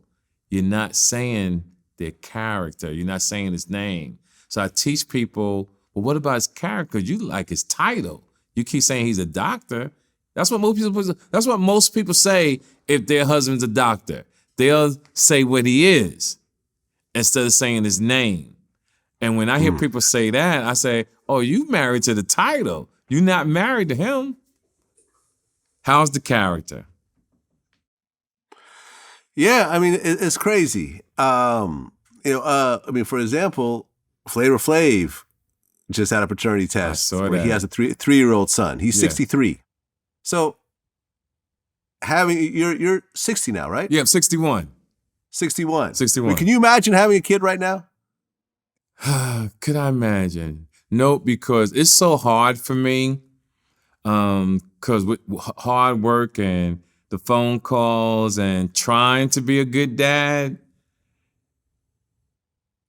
I'm overwhelmed. Mm-hmm. And it's a serious thing to me. And I can't be there for everybody the way I really would like to. So I'm glad that most kids are older. They're doing their thing. We talk. We say hello. I wish them the best at the same time. And if I had to do it all over again, I would only have one child. Well, yeah. I mean, because now Flavor Flav is making $3,000 a month in child support, but he owes $78,000. To the young lady? Yep. Wow. Yeah. So, and listen, Flav, I know Flavor Flav. I've interviewed him. I actually went on his show as well. Yeah, I saw that. Did the interview. People still love Flav, and he sells ways to make money. And, if he ever tours, or, if Public Enemy starts to tour again, or if he does TV again, like, he's got ways to make money. But at 63, getting hit with an $80,000 bill is not pleasant. No. And see, that's the thing about, let's take Tristan Thompson, who nutted in this girl, but then got mad at her because she wanted to keep the baby. And the thing that I want to share with men, if you know your financial situation, you got a wife or you got a girlfriend, I'm not saying that you can't fuck. I'm not saying if you don't want to use a condom, that ain't your thing, then don't use a condom. But what I said on this show years ago is once you nut in the woman, she controls your life. Now, let's say for the men who got the weak pullout game. So with Flavor Flav, and Tristan, you can't be naive and say to yourself, that baby's not mine, right? You can't be naive. You know you nutted in her. But what most men will do is say, oh, how the fuck did that happen? Or you better not keep the baby, or I got a family already. If that does happen to you, try not to take it to court. You got to step up and say, listen, if your money's long, I'm talking about you got real money. You're like, listen, let me buy you a house. I'm going to buy you a home. I'm going to get you a nice whip. I give to you every 2 years. I put it in writing, baby, just to let you know I'm for real. Now, here's the ultimate hustle game, Vlad. So I'll tell a female, look, I'm going to put $2 million in a trust for 18 years. Watch the lick. You're going to live up the interest for 18 years. That's your money for 18 years. That money comes in, whatever it is a month, that's yours for 18 years. In 18 years, you get your $2 million back. Compared to if you gave the $2 million directly in her hand, you're not going to get that back. But when you put the money in a trust and live off the interest, the state, the government is using your money and paying you. So that money that they're using to pay you, you're giving it to her. Everybody wins. She gets to get money. You get to keep $2 million in your pocket. Let me tell you how real some of these situations get. Okay. When you're talking about having side kids and so forth. This interview is not out yet, but I interviewed, former NBA player Eddie Curry. Okay. Eddie Curry was married with children. Mm-hmm. He had a girl on the side that was living back in Chicago. They know each other a while, whatever. Woman ended up having a son for him. Right. Okay? Keeps it quiet. No one knows. The wife suspects a couple things, still nobody knows. She ends up having a daughter, still is being kept quiet, right? By this time, the daughter is 9 months old. The son is 3 years old. The woman, essentially comes to the conclusion that he's never going to leave his wife and so forth. She ends up hooking up with this lawyer guy and they end up getting into a relationship. Whoa. Right? The lawyer, during a domestic fight, ends up killing her, the 9-month-old daughter, with a son in the apartment while all this is happening. Get the fuck out. Yeah, true story. True story. He eventually gets caught and ends up doing life in prison. And Eddie ends up meeting his daughter for the first time at the funeral. What the fuck? In her casket, because he had never actually visited the daughter at that point. And this just goes to show how bad things can get as you're having side babies and trying to maintain multiple families and that type of thing. This is the worst case example. Man, Vlad. Damn. Yeah. Then that's sad. Yeah.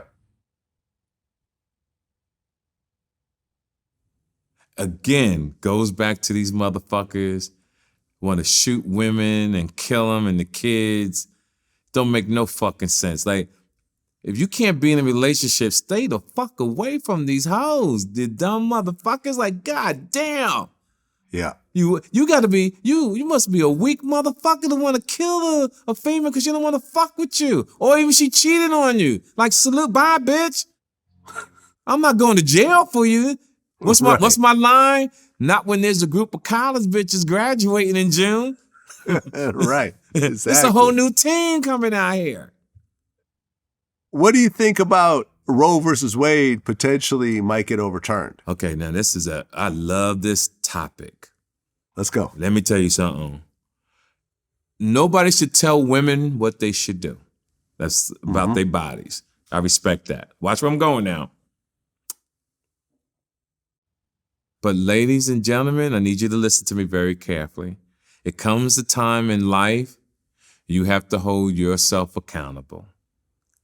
See, when you look at the abortions per year, whether it's rape, infidelity, whatever, it's high, extremely high. So what I'm seeing is motherfuckers out here just buck wild, just fucking to the point that if you fuck up, you know you got something to fall back on because of abortion. Now, again, I'll just make sure it's clear. I'm not again. I hope this doesn't go over some people's head. Remember what I'm about to say. Don't listen to reply. Listen to comprehend. I'm not saying somebody should tell you what to do with your body. What I'm saying is your choices. Stop fucking out here to the point that you gotta get an abortion. And you won't have to worry about Roe versus Wade. Then you got Plan B. That's not for everybody, but it does exist, right? It does exist. It also goes back to men just running up in these women and just having sex and not also being accountable for their actions. And that's the thing that I just want people to really understand about Roe versus Wade. It's not that they're, it's bad because people don't look at it from an intelligent perspective. Oh, damn motherfucker, tell us what to do with my body. I'm a female, fuck all that. Yeah, I respect the females. Man, a couple abortions helped me out. And when I was in high school, out here slinging dick and not being responsible. True story. But sitting here where I'm at now, we all have to be accountable for our decisions.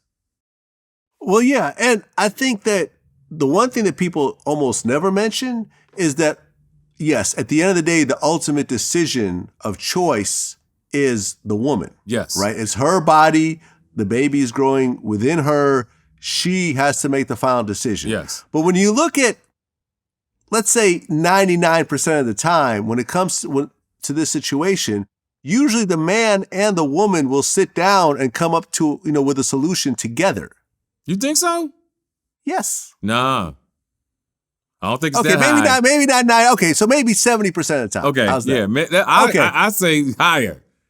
Okay. Once you get a girl pregnant, you ain't got no motherfucker say so. You really got to come up with lies to really convince her. Well, look, it depends on the type of woman and the type of relationship and the type of man. Right. But most regular relationships, Bingo. I'm not talking about one guy's an NBA player and the other girl's living with her mother. I'm talking about two people are dating. Yes. It's just two college students, Okay. two people at work, just a normal boyfriend-girlfriend relationship. Yes. The woman says, hey, I'm pregnant. Usually the man and the woman will sit down and say, okay, what are we going to do together? I agree. Most times. Right, most times. Not this uneven Hollywood IG bullshit. And the reason why I say that, no disrespect, that's pretty much been my life.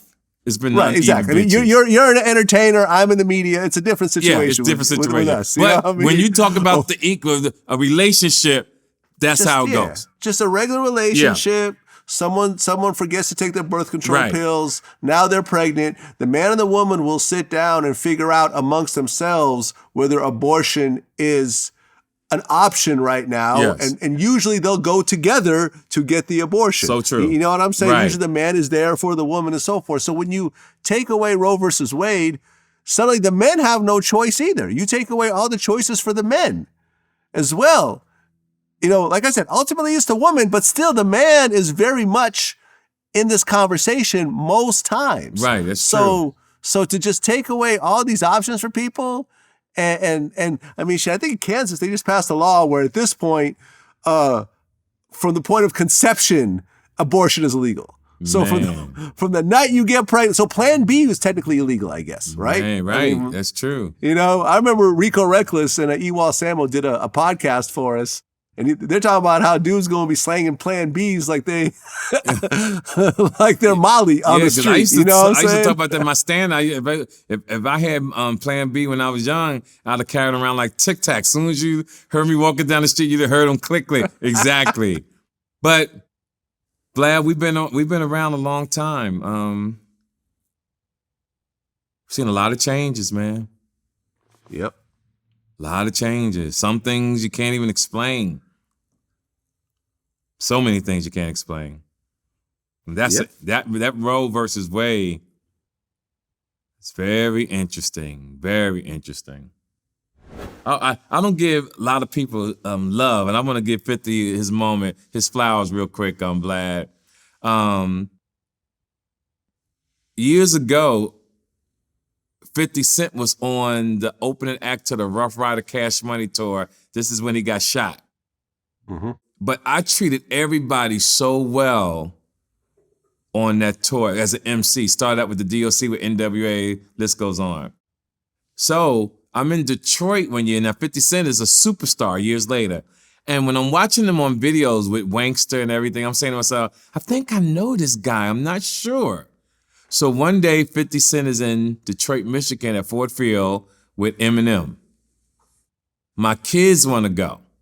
But when I go down there, because I've done so many tours, I'm thinking security, who knows me? Hey, TK, who's with you? Oh, wait a second, we got you. They treated me like they had never seen my black ass before. It was embarrassing.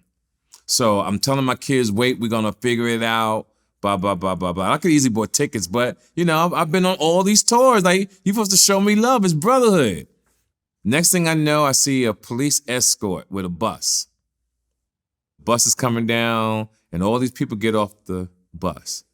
50 Cent is looking around just to see who's waiting for him backstage, and me and him make eye contact, and he says to me, yo, T to the motherfucking K, you coming to the show? I said, yo, my kids is on the other side. And I took off, just running to get my kids. Walked back in. I mean, he waited there for me, Vlad. He didn't go inside and say, wait. He waited. That's the respect he had for me. Walked me, my son, we met Eminem. We all went down. We were supposed to do some things together after that with Chris Lighty, but Chris Lighty passed away, God bless him. So one day 50 calls me from Monaco and says, yo, TK, listen, I'm getting ready to do this video called Window Shopper. I'm going to fly you first class. I'm going to pay you what you want. Be here in 2 days. I fly to Monaco, where we shot the video Window Shopper. The car was waiting for me at 7. I got on the set at 9 o'clock. I'm looking at this beautiful place while we're filming. They worked me for 3 days. And when it was time to check out, they put my ass right back on the plane to LA. So I went to Monaco, but never got a chance to experience Monaco. But it was also an experience of a lifetime to the one and only, the great legend, living legend. 50 Cent, I really appreciate that. So much love, bro. Yeah, I mean, I just interviewed Tony Yayo. It was actually going to be one of the biggest interviews of the year now, I mean, based on the numbers. Yes. And the one thing that this interview was a master class in loyalty. Yes. Yayo was the most loyal person I think I've ever met. He has stood by 50's side through thick and thin, through all the wars, all the beefs, and he realizes that a lot of the people that he ended up getting into it with because of 50 will never fuck with him, and he's perfectly okay with it. Right, right. He has no problems. He said, you'll never see me around any of 50's enemies, in any capacity, not to take a photo, not having a conversation. I know what side I'm on. Right. And he basically said he appreciates so much that 50 took him out of his neighborhood and allowed him to see the world when a lot of his friends never got to experience that. Right. That he's going to be forever, in gratitude to this man and will always ride with him no matter what. Right. It was really like it was refreshing to actually see that, because you know how this entertainment business is. Oh, Yes. yeah, no, I'm with this crew now because they hot, but, they cooled down, so I went over here. Right, I know that's they so didn't get true. along, but, hey, it's just business. And, it was actually dope to really sit shout there out to and Tony listen. Yayo, too. They all used to show me mad love. Yeah, he a good dude. Solid. Yeah. Yeah, he's solid. Yeah, I dig him. Pusha T just dropped a new album, and Jay-Z's on one of the songs, a song called Neck and Wrist. Right. And Jay-Z referenced my interview with Faison Love his verse. Right. In his verse, where he goes, on the phase I'm on, love, I wouldn't believe it either. They like he's a cheater. I wouldn't listen to reason either. He basically was referring to how Faison said he doesn't believe some of Jay-Z's drug stories. Right. It seems like they're just overinflated. Like, yes. Jay-Z did sell some drugs, but he was never that drug lord he presented himself to be. And we kind of talked about it, how Jay-Z said he lost 92 bricks and so forth. And later on in this other rap, he explained how he's only making 1,000 off each brick. When Jay-Z creates this whole drug dealer, drug lord, I'm a drug dealer, I'm a drug lord. These kids, we got to do it too, to be like Jay-Z. Not knowing that this is all made up shit. Jay was involved in.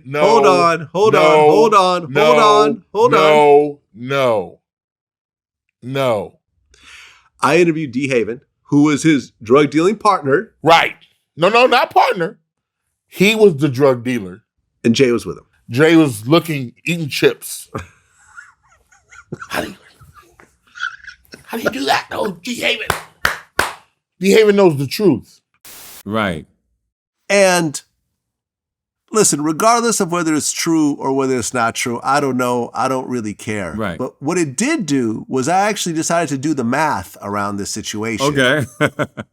and here's what I found that was very interesting, right?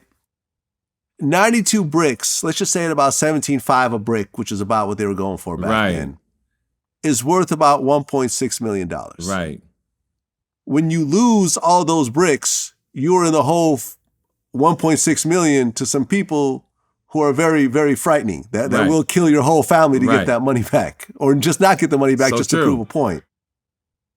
If you're making 1,000 off a brick, off 92 bricks, that's a 6% profit margin. That's so true. You are risking life in prison, getting murdered, over a 6% profit margin.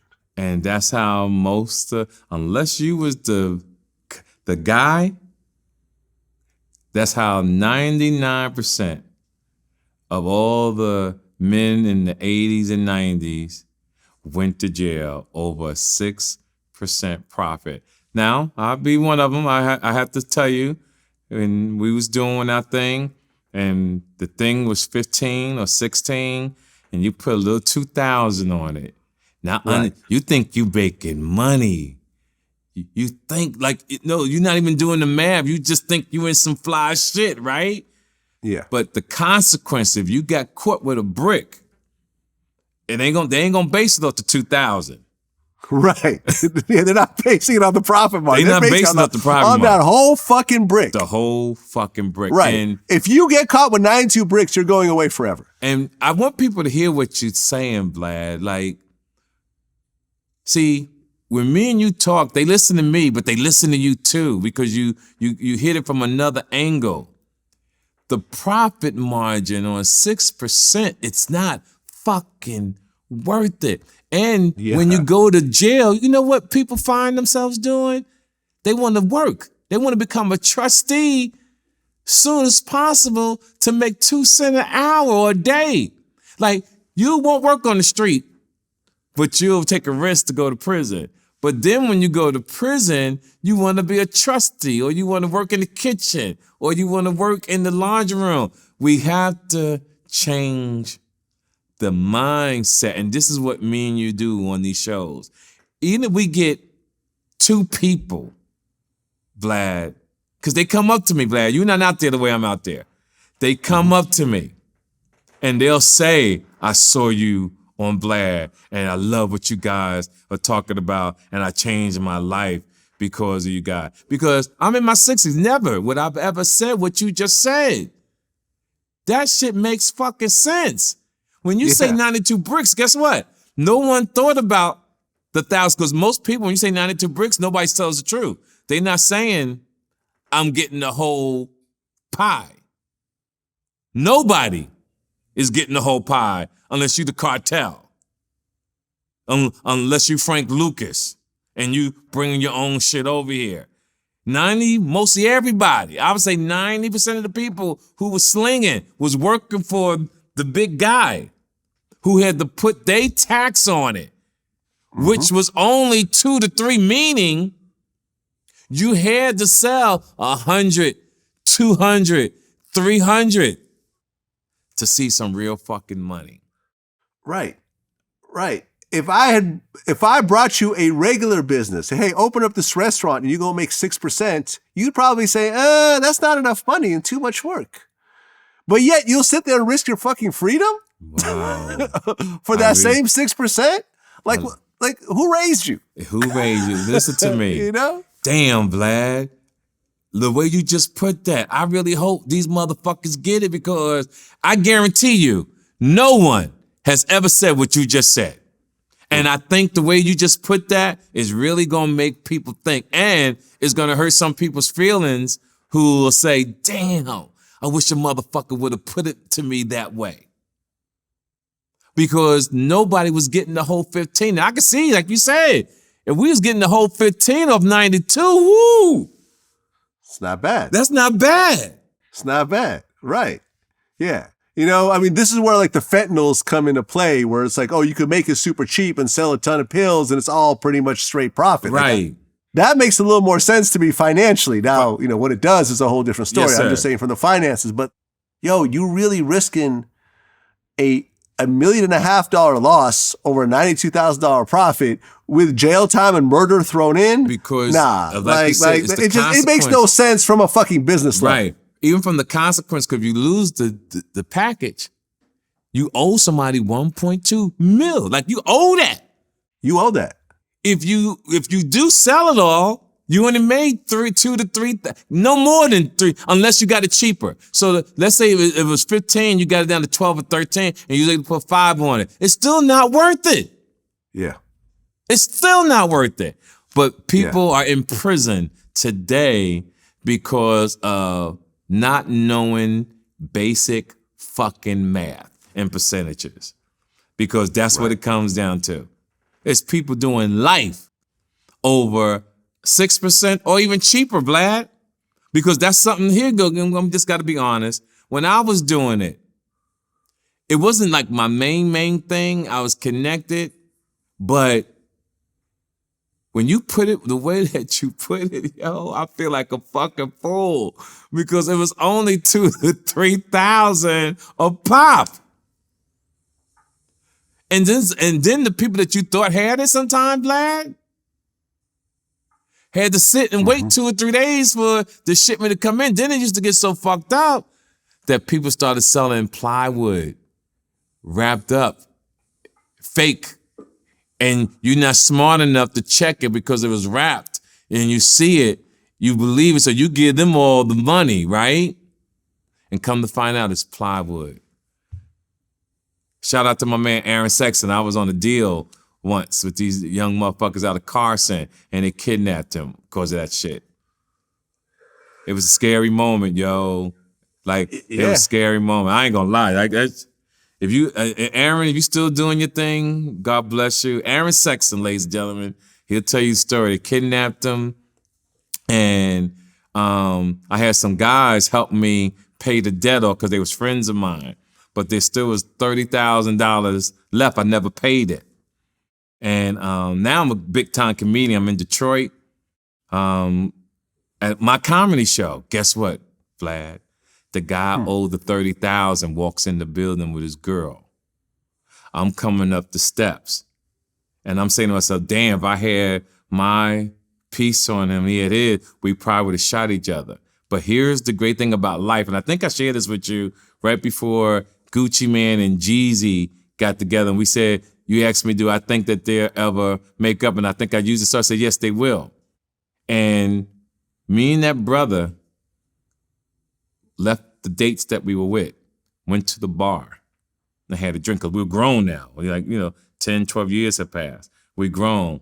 We toasted to us being kids and how we was foolish and doing the things that we was doing. And we walked into the sunset about that.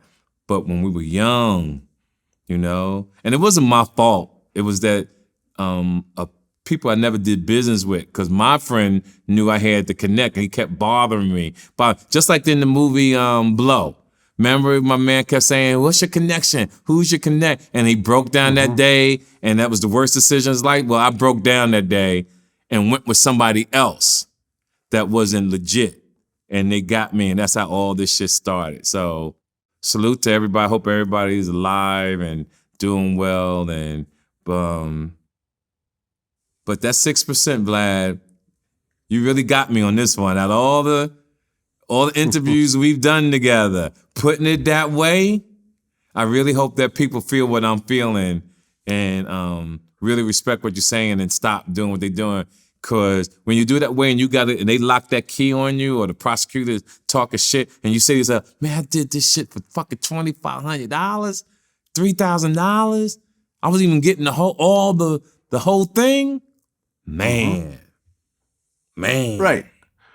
Because who do you know that has a field where they grow cocaine? Thank you. And they have their own farmers put it together and create the cocaine. That's how you get all the profit margin. Yep. That's not happening.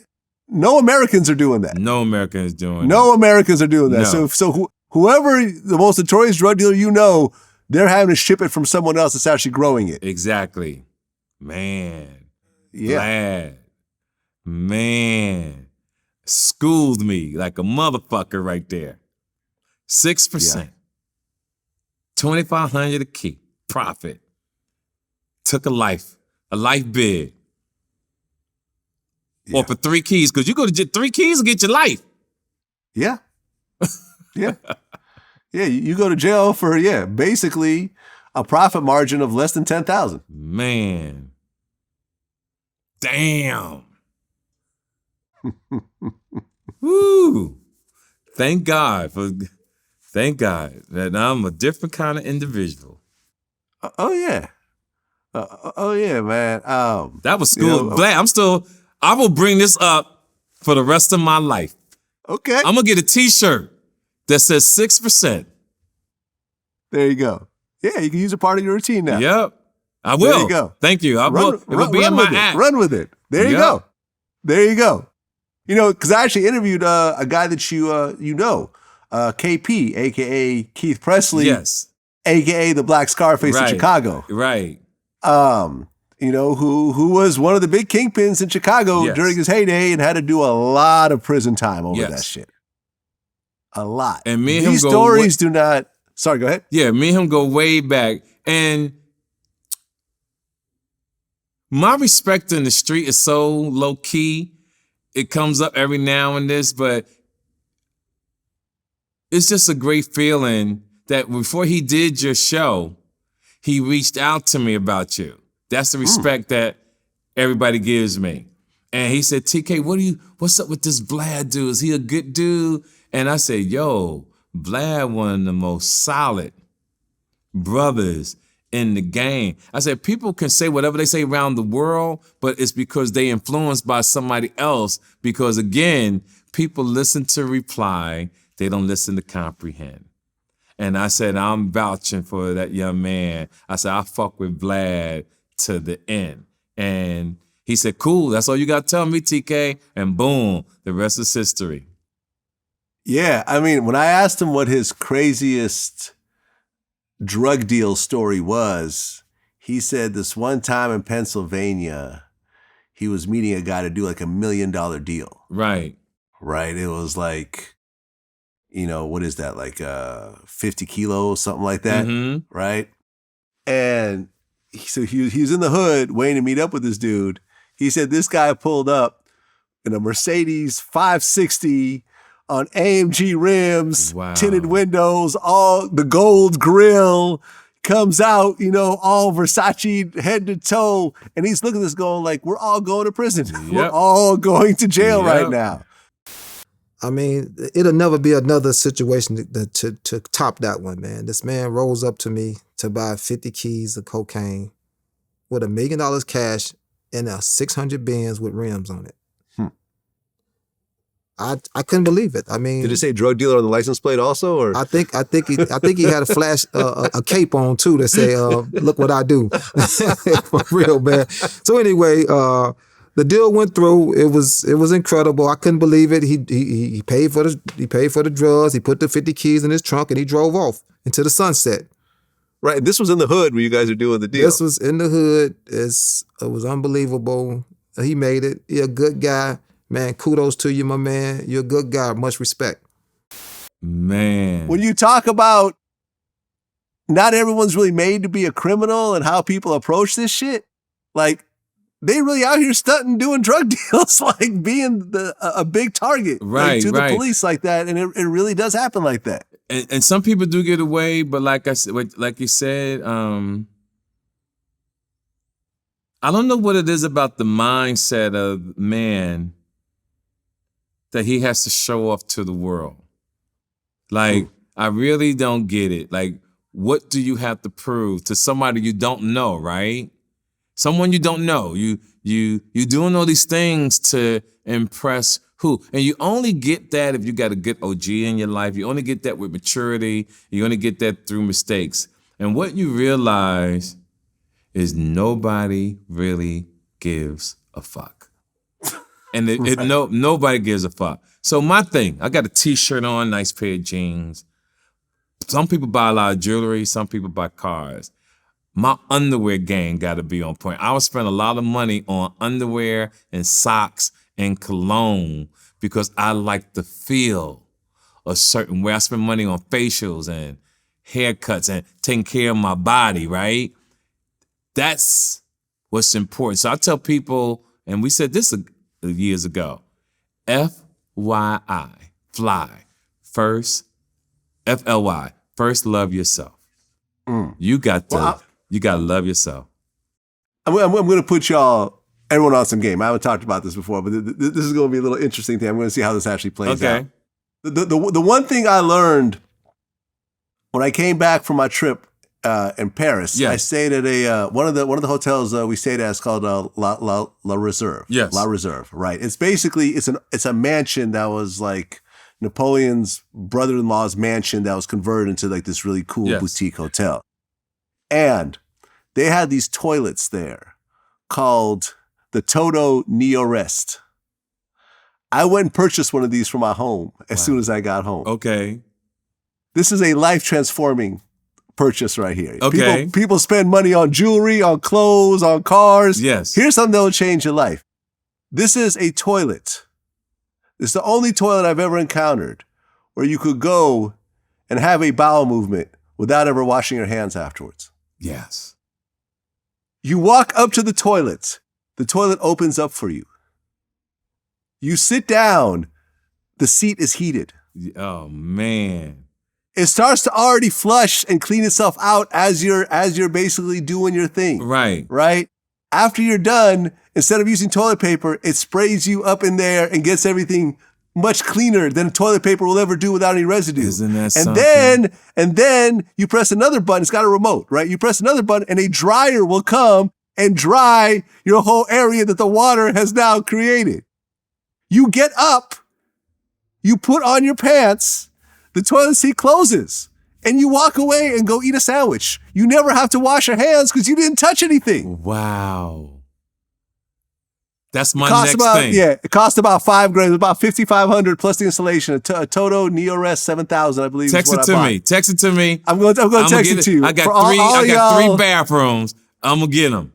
There you go. Just start with one. Let me tell you, you never want to go to the bathroom anywhere else. Wow. That's what you spend your money on. Exactly. Fuck those Versace shirts. Yep. And that custom jewelry that ain't worth shit after you buy it. Thank you. I'm talking about this right here will change your life. And it costs less than some of the shit you already own. Thank you, sir. And like I said, as I've gotten older and people are like, TK, what's the thing you like to do the most? And I'm going to share 2 things in my life that people will find like, he bullshitting. I like to go in my backyard with my leaf blower, with my robe on and slippers, and blow the leaves. Like, it's a fucking amazing feeling. And it's nice and cold outside. I can see the mountain. Listen to me, priceless. And I have a beautiful home. But you know what's the most important fucking thing in my house? The key holder in the garage. You know how when you come in, you put your keys up on the wall because you know where your keys are? Listen to me. I swear on everything I love. That was so powerful to me when I put that on the wall. And I have a beautiful home. But it was something about the key holder that meant everything to me. And these are things that as you get older in life, to the world who is listening, I want you to understand it's not how, it's how well you live, but material things don't mean anything. If you could pay your cable, your house is clean, you got peace of mind, you can do the leaf blower, you can sweep, you know, it's like the grandfather sitting on the steps when the kids get in the car and he got his hands like this, watching his grandchildren. He got his hand on his waist with his arms back like that, watching the grandkids. That's a grandparent who is truly at peace with his life. And this is, when we do these shows,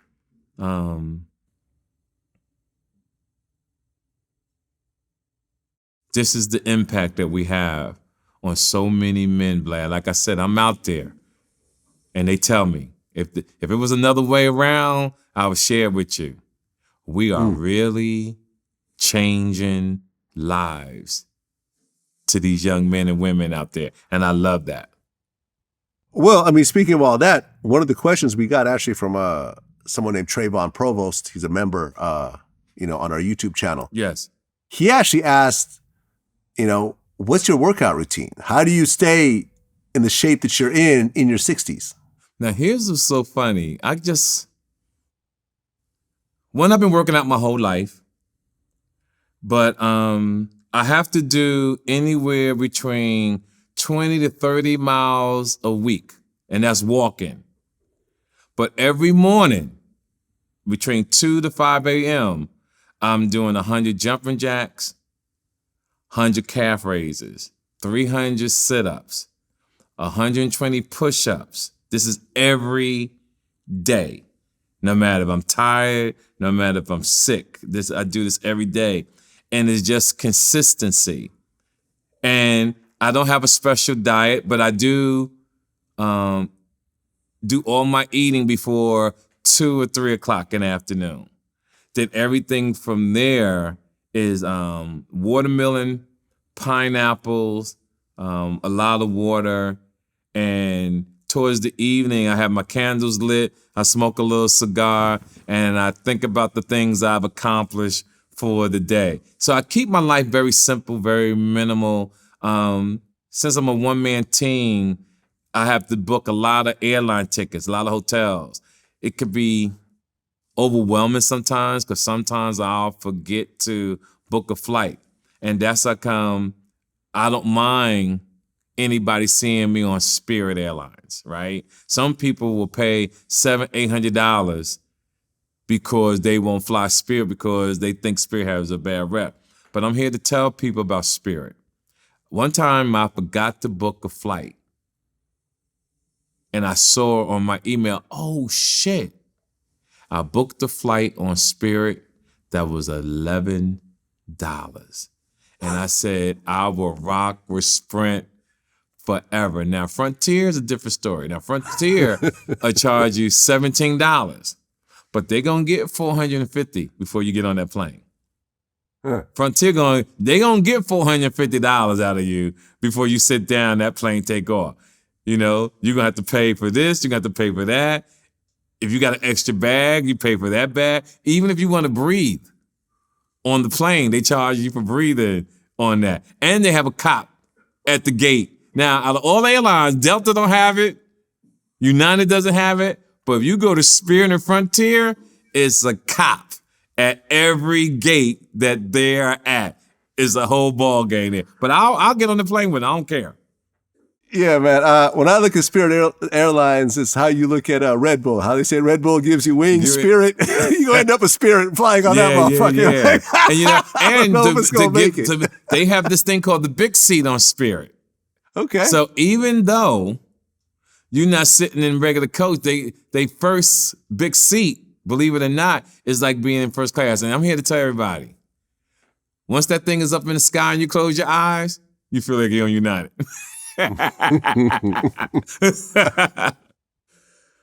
Last question. Yes, sir. You hit me up the other day and you were like, listen, this fake TK Kirkland account on your YouTube channel is causing me some problems because they're saying some crazy shit and so forth. And I said, there's no possible way I can control this. Yes. It's not just one fake TK Kirkland account. It's probably dozens of them. Right. Right. They claim, whenever I put up a video, they claim, you know, like I remember we put up, the new Young Jock interview. TK Kirkland was like, the fake TK Kirkland was like, I was the first one in the trap. Right, like, right. It went down. Like, you know what I'm saying? Like, no matter what we do, there's fake TK Kirklands popping up. And it's not like any other of my guests have that situation. It's just you. Yes. It is just you. Right. So is it annoying or is it kind of cool to have this type of effect? Let me tell you what I just realized. I thought about Eazy-E when we were together in NWA, and they even had it in the video when they were stomping on the cassettes. And he said, like, oh, you can't speak your mind. And Eazy said that all publicity is good publicity. And what I said to even the gentleman who works here in your office, he's saying how big I am on YouTube and all this stuff as well because of that. And I said, and then when I called you and you explained it to me, I've learned to accept it because you said you have an impact on me too. You said, TK, it just goes with the territory. Even if we try to take it down, it will pop up and somebody else, it'll be another fake account. And whoever's doing it, they might take it down now if I say you're doing me a favor because you're keeping my name out there because, like you said, they're not doing it to nobody else's account. They are just doing it to TK Kirkland. So let it ride out. Like I said, I got a record of this because we had a situation the last time where some guys called me about a situation, about some gang activity, and they thought I was siding with another crew. And once me and that brother talked, he said, yo, I didn't think you would do something like that. And I told him, what's so cool is that when I do go around and people even ask me about what your situation, they'll say, yeah, you talked about that on Vlad. So I'm like, wow, at least we have it documented that we talked about that is not the real TK. There we go. TK Kirkland, always a pleasure. Once again, you're looking good. You're looking healthy. That workout routine really kind of blew my mind because I got to step it up. I have to step it up. I don't do, I ride my bike, I swim, but I'm not as regular as what you're talking about. Yeah. It's the thing that I take pride in it, Vlad. There's no, I work a lot, but then there's a lot of free time, right? So I told myself years ago, instead of just sitting around just watching TV or just talking on the phone, bet on me. And I'm going to share this with the world right now. People invest in businesses, they invest in Bitcoin, invest in crypto. And I'll tell people, and I'll share this with you as well, no matter how many businesses you bet in, you invest in yourself, bet on you. And because if you got ill, you can't get your investments. But guess what? If you put everything into you and take care of your body, guess what? You get another opportunity. And I tell people all the time, you got 3 strikes in life. This is what the world will tell you, right? But what I tell the world is you get 365 tries to become the person you want to become. And when you do the right thing in the universe, they sign you up for another 365. Because in actuality, The universe wants you to win. It's just that people inflict certain things on themselves to sabotage their journey. And that's the TK Kirkland story. That's how we're going to end it. I love it. I absolutely love that ending. TK, until next time. My Vlad, I love you for life, my man. That's what it is. Thank love you, sir. Too. Peace.